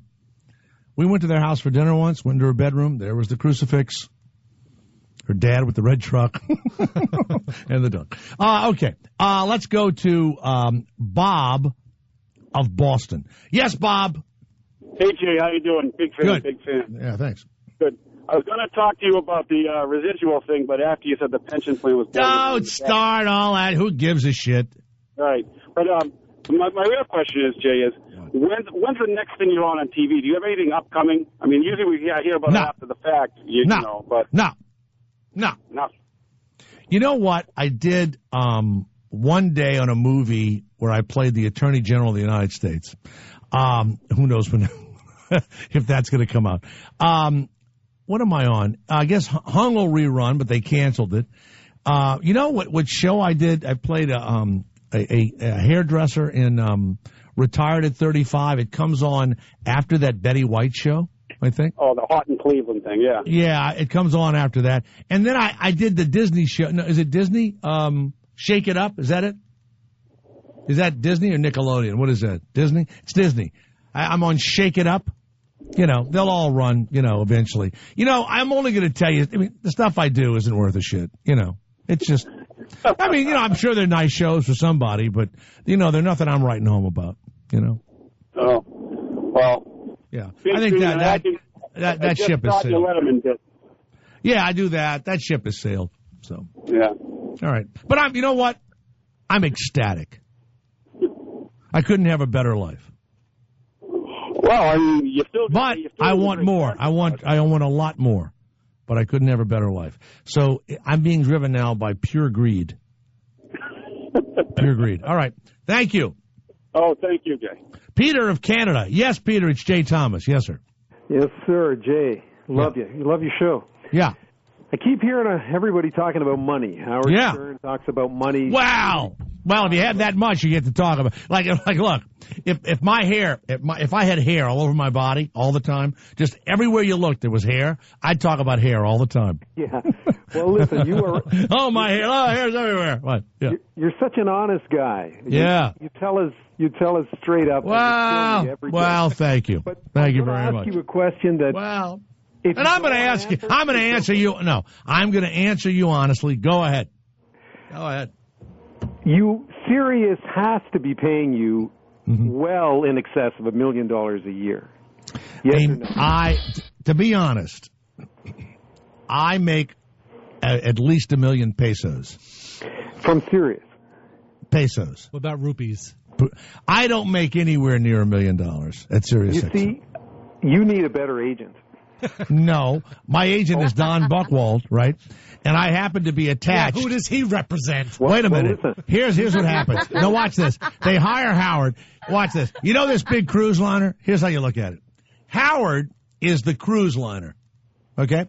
So Don makes the deal for the cruise liner to sail someplace. And he goes, hey, by the way, you guys need a jet ski. I'm the jet ski on the cruise liner.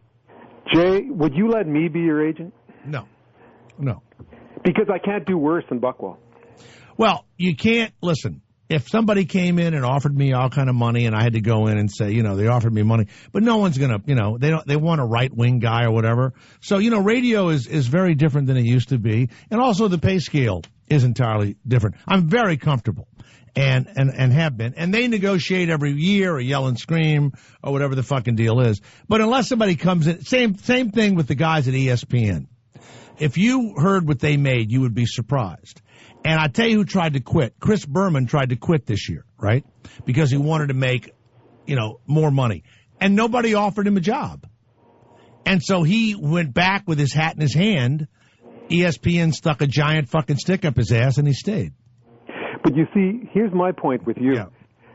You're the only guy on Sirius Radio that can hold a candle to Stern. You're the only one. Well, I taught the boy all I know, Gary. You're the only one. But you know what? Here's the deal. It's not good to be the other one. It's like the woman we just had on, okay? Looks like her, whatever the fuck it is. It's too late. There's already, the one's already there. The next one doesn't happen for that one. And I didn't do this act when I should have because I was making millions of dollars. So I stayed playing records and did what I could do and acted and all that. But, this act was always in me. I just never did it. I never did it. And maybe if I'd have done this and I had gone against him and maybe I'd have won against him in a market or something, but that didn't happen. Rick Dees, I could beat Rick Dees. I could beat, the morning guys but once Howard came in, you really had to focus on that. You had to quit playing all the bullshit records you were playing, and you had to really, attack it if you could, and come in second. So that's my point. You brought your A game. When I came to this place, they said, look, why don't you, do what you want to do? And I said, okay, I will. So that's that. But even Howard, we talked about it. He used to listen to me early on. I didn't have the guts to even attempt that kind of act. That was the first time. Now, when you look at your career, I didn't want to get fired. I wasn't going to go in and say "fuck you." I'm going to say what I want to say and have women come. You've had the guts to do everything else. Yeah, but not that. Not that. I would never go in and give him any shit. Listen, you can say whatever you want to say. He did stuff that lots of other people would not have done, and then he backed it up with this really great show and went to places that none of us would have gone. I mean, a plane crashed and killed people in the river in Washington, D.C. He called the airline the next day and asked them how much was the flight from the airport to the river. I mean, come on. I mean, we might talk about... That's not funny. Really? Well, $90 million later, I think he did quite well. So. Well, like I say, I travel from one end of this country to the other. You don't. You travel the width and the breadth of our nation. I see. I do, and people will get in my vehicle and say, "Oh, Jay Thomas, I love that guy. I love." Oh, that good. Guy. I love that no, the other night I was at Harrah's in New Orleans. And I go in, and some people come up to me, and they go, oh, God, stop it. The fabulous black comedian. Chris Rock. No, the woman. She's married, and she was on the NFL for a while. Wanda Sykes? Wanda Sykes. So Wanda Sykes is playing blackjack, right? So I had just come from the Texas fucking Hold'em room where I dropped another fucking $1,400. Right? Jesus. Oh, I did. I dropped another $1,400. All in. This guy kept saying to me, he says, you shouldn't be throwing no. He kept telling me I was throwing good hands away before the flop and shit. And I said, who the fuck are you to be telling me? And then the dealer said, well, you were. Like that. I said, fuck both of you. How did they know your hand? They're assholes because they're card counters. Man, they got under your head. I left. I walked through the casino to get, to turn in my $200 of chips. So I started with $1,500. I walk out with $200. So they say Wanda Sykes is over there playing blackjack. I've never met Wanda Sykes in my life, ever. So I go. This much. I said, well, I don't know her. I think she's very funny, but I don't know her. So I walk around to the side, and she looks, and she gets out of her chair and goes, oh, my God, Jay Thomas. And I go, hey, and, how you doing? And I'm a big fan and all that. And she says, you do your show from New Orleans sometimes, don't you? I swear to God. I was blown away. Of course, I'll never say anything bad about her being, a lesbian and married and calling herself the husband ever again as long as I live. Okay? Never. As long as I live. That one didn't count. And I said, no, I did it before. When you worked at the NFL and there were, those assholes, and I think one of them was Boomer Esiason, they were assholes, weren't they? She goes, oh, yeah, they were assholes. I knew it. And that guy, Colodano, whatever his name Collinsworth? is. No, the comic, the fat comic. Caliendo? Caliendo. He made it in spite of the NFL. Okay? He made it in spite of them. Yeah. Those guys are assholes. Here's a guy. You know what's weird about those guys is they're jocks, and if they have a little bit of brains, they put themselves in that 1% of the special jocks, and then the other dumb fucks are the 99%. And then you come along, and they realize that you were really a 1% guy when it comes to talking and being glib and all that. And, boy, they hate your fucking guts. I get around these ex-ball players, and they're announcers. They're in the 99% as soon as I walk in the room. Are you kidding? I mean, I didn't play big enough ball to be a sports announcer, so I got out of it because the jock would say shit to you like, what do you know? You've never been there. No shit, but I watched it. Well, I just all right, you've got me upset now. Oh, and stop with the ass kissing. What is in the water today? This is impossible. If I was this fucking great, they'd be paying me $1 million. Well, there's my point. It's like 25 complete imbeciles who have no taste at all have called up and said they like me today, and that's all there is. There's this little pool of tadpoles. That's it. The frogs, the big giant frogs, they don't give a shit. They're all hopping all over the fucking place. The 1%? No, yeah, these are 99%ers, no doubt. All right. Thank you, Peter. That was just all very kind. Thank you so much. What, Christina? This is a weird day. This is a weird day with the I like you and the, What's sad is I wish I could take all of this and run into an office and go, look, but you can't. To the choir there, it's like rubbing the goddamn my mink fur board.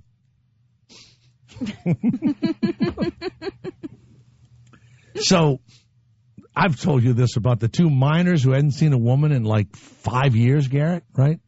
Miners' occupation or miners? Age? No, they're mining. They're, all right. And so they go down into town and they give them these two fur boards that have like rabbit fur on them, and they put a hole in it. So they give them the fur board, take it back, and they can screw the fur board. Mm-hmm. So another 6 months passes. True story, right? Yeah, the two miners come back into town, and one of them's riding, and the other one is laying dead over the donkey in the back. Ooh. They say, Clem, what happened to Jebediah? I caught him on my fur board.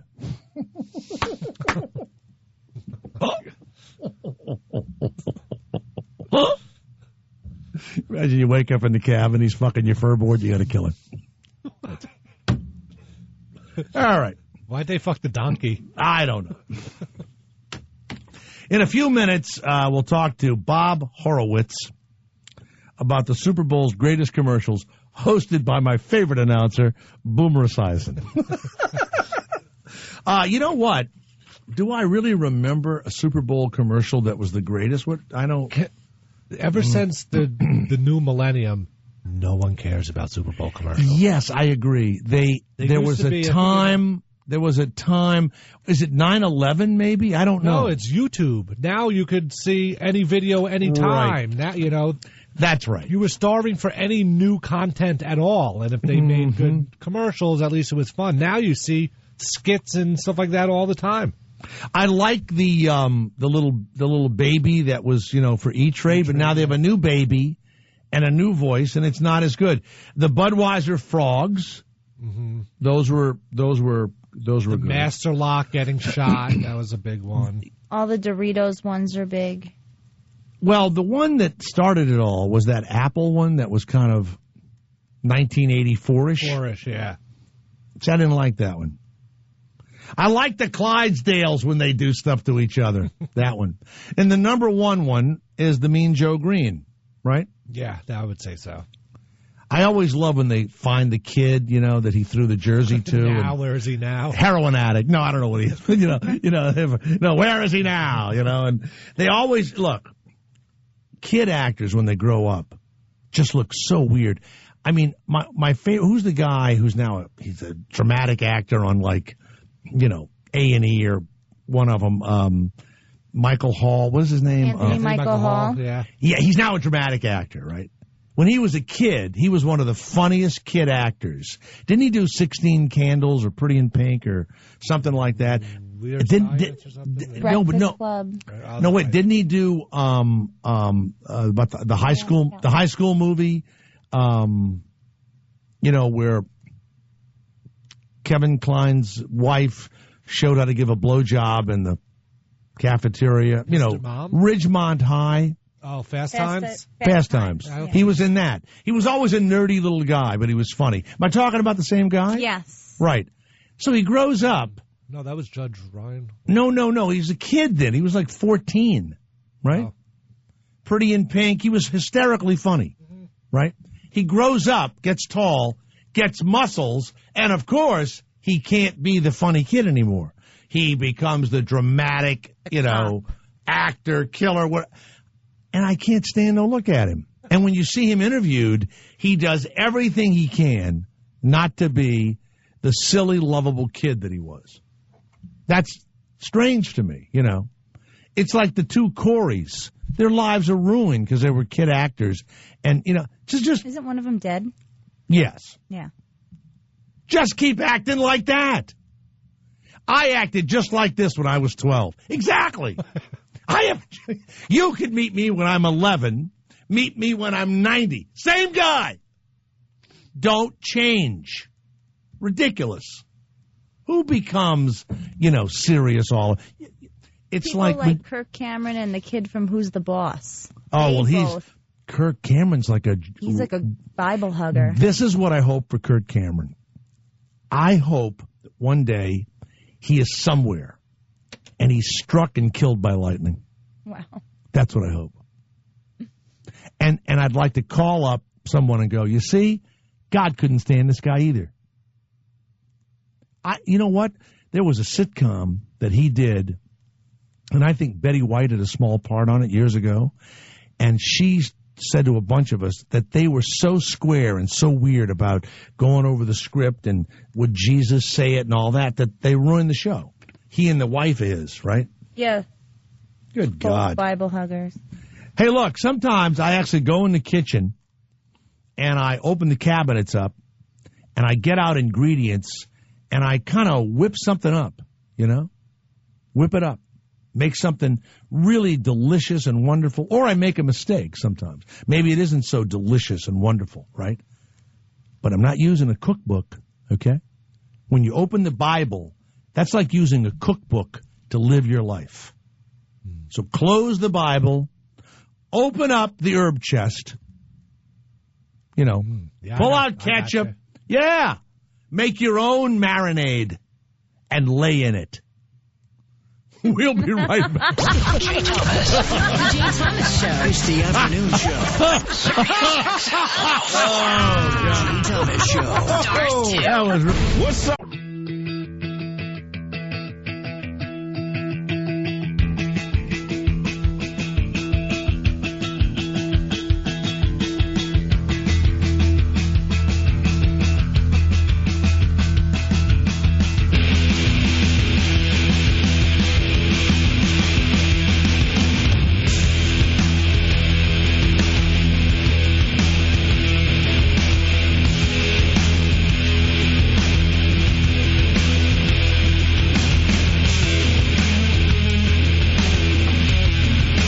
Well, I want to thank Garrett Andritz for what he said about no one's interested in Super Bowl ads. Our guest, Bob Horowitz, has canceled. What an idiot. Well, I don't think anyone listens. Well, guess what? Apparently things have changed. So what's the excuse? He come on and defended his... What's the excuse? He says that he's on a conference call that went long, but... A chance for... he's still on the conference call? I didn't speak to him. I spoke to, I don't know, his business manager or something fancy. Someone called them and said, they're shitting on you over there. Yep. Don't shit on them until they get here. That's the motto of the Jay Thomas Show, okay? And we can't get the woman back about Reggie Bush either. So, one interview, I admit I screwed up. Okay. So we're tied. Of course we could ask about Reggie Bush. Christina should have just butted in and asked. I saw it up there. I thought you didn't want to bring it up for a reason. Yeah, me too. No, I certainly would have brought that up. Believe me, I would have brought it up. You don't know me well enough by now. Why would I leave that? Of course I would have brought it up. You've never know me by now. No, you've never not said anything that we typed up. You know what? You should have said, "Excuse me, Jay. There's a question I really would like to ask. Do you see it on the board or whatever?" Mm-hmm. And I would go like this. Well, obviously, I see it and I don't want to talk about it. Right. That would have gotten everybody going, ooh, I wonder what the question was. And we'd have done that later. Yes, you're able to bust in. Yeah, okay? It's a learning process. No, it isn't. You're here for learning. Is there an intern in that room? I told you. He's in the just left in the bathroom, yeah. How long has he been in the room and he's already going to the bathroom? Since Not even an hour. All right, let me tell you something. When he comes back, I'm going to be going nuts. All right. You mean he comes in, what time? Whatever it is. He got in at like 4:30. Oh, here he comes. He comes in at 4:30? Is that what you said? Yeah. And he's there how long? I guess an hour. And now what? To the bathroom already? Mm-hmm. Yes. Good luck getting in radio, okay? Good luck not being able to hold your urine for 3 hours or on the break time. What's his name? He's here. What school does he go to? Connecticut School of Broadcasting. What's that? Connecticut School of Broadcasting. Well, you're going to get quite a little write-up. What's your name? Gary. Gary came to work first day. Gary has a little tiny bladder. And I don't recommend a little tiny bladder man be in radio. You have to be able to hold your urine. I tried. Well, it is his first day. I mean, maybe he has to work on. Let's say he'd gotten a job here, okay? Mm-hmm. What would be happening right now, do you think, while Gary was peeing? We could go off air and no one would know. There you go. Thank you. Uh-huh. So, Gary, how long have you been at that Connecticut School of Broadcasting? About a year. How's it going over there? It's all right. You don't want to be a talk show host. You probably want to play, the music that you like. What music do you like? I'm into rock. Yeah, you don't want to be doing this talking. This is old fart shit. Hey, Jay, I'm in a union, my pension. You don't want that. Now, if you could play a record right now, what would it be?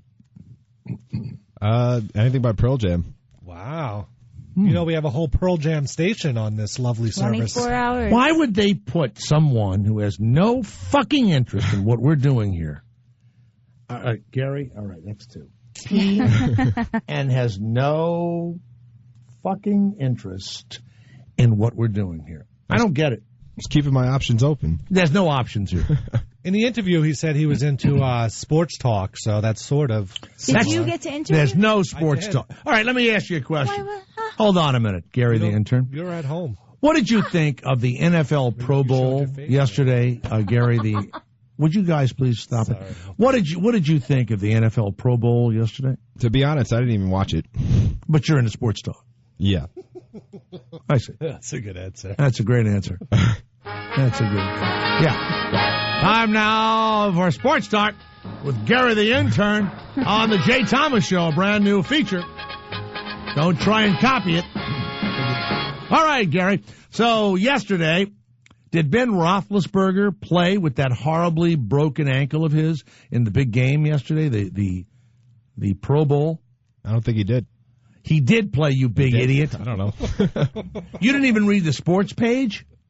I was kind of in a rush to get out of the house this morning. You were in a rush. You didn't listen to sports talk radio? Look, if you're going to be in something, you have to listen to it all the time, okay?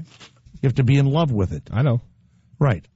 Your whole day has been taken up with wishing you were at the Pearl Jam station and pissing during my show. Sorry. Have you taught him how to answer the phones, Christina? No, not yet. Garrett's using this day as an observation day. Yeah. To look at what? His beautiful face. Those two idiots? Yeah. Hey, it's not my show. Do you think if he was at a Pearl Jam concert, he'd leave in the middle of Jeremy to go take a piss? No, he would hold it. He'd be dancing around. He'd be crimp cheeking his ass to keep the piss in. Okay, or you'd pee in a cup or something. You'd have like a tube down your leg. All right, Gary, welcome to the show. Good luck to you. Thank you. All right. There's a nice voice. Yeah, smooth. I noticed that in the interview. Yeah, very smooth. Iran's media says that their Supreme Court has upheld a death sentence against a web developer. So things are a lot different in Iran. Well, not really. Did you see the British couple that got arrested because they were joking around about blowing up America on Twitter? Well, they got to the country and they said they were going to, destroy America, which means party in Britain, I guess. No, it doesn't. And dig up Marilyn Manson. No, not Marilyn Monroe. Sorry. They were going to dig Marilyn Monroe up. They were going to destroy America. They were arrested in Britain. In America. They were over here vacationing. Well, they can't do that here. Isn't there a guy? There's some guy that said some guy said he was going to do something to Barack Obama the other day. You can't do that. Different. No, you can't do that. You blow the country up. The news agency said a blogger, Saeed Malekpour, found guilty of promoting pornographic sites in Iran. Ooh. He will be put to death. Man, oh man. Now, you know what? I kind of dig that part of the Iranian thing. You steal something, you get your hand chopped off and all that. I kind of like that stuff. See, because I'd never steal anything. So, What if you get raped, though, then they stone you for tempting the guy? That's why I keep my ass unattractive. It's one of the things I do. No one's going to... Not on the Kim Kardashian diet? No one is going to rape me. Which is eat everything in sight.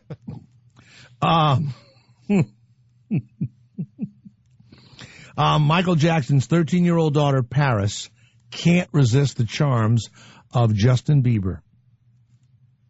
Yeah. Wow. She introduced him at her father's tribute show in Hollywood and was nearly melting in the process. That's what it says here. I guess she's becoming more like her dad every day. I got it. Yeah. Mm-hmm. Aww. Dear Mr. Cotter, Juan Epstein is dead. Signed Epstein's mother. That was the note that was sent to welcome back Cotter. How'd he die? The Puerto Rican wheeler dealer. New Jersey. No, that's how he died. Was it a rubber nose? No, he had a heart attack. No. You know what? 2 years ago, had a heart attack. It was never right again. Oh, I hate that. I hate that. That would be me. Get the heart attack, and then I go, I just don't feel good anymore. Oh my God.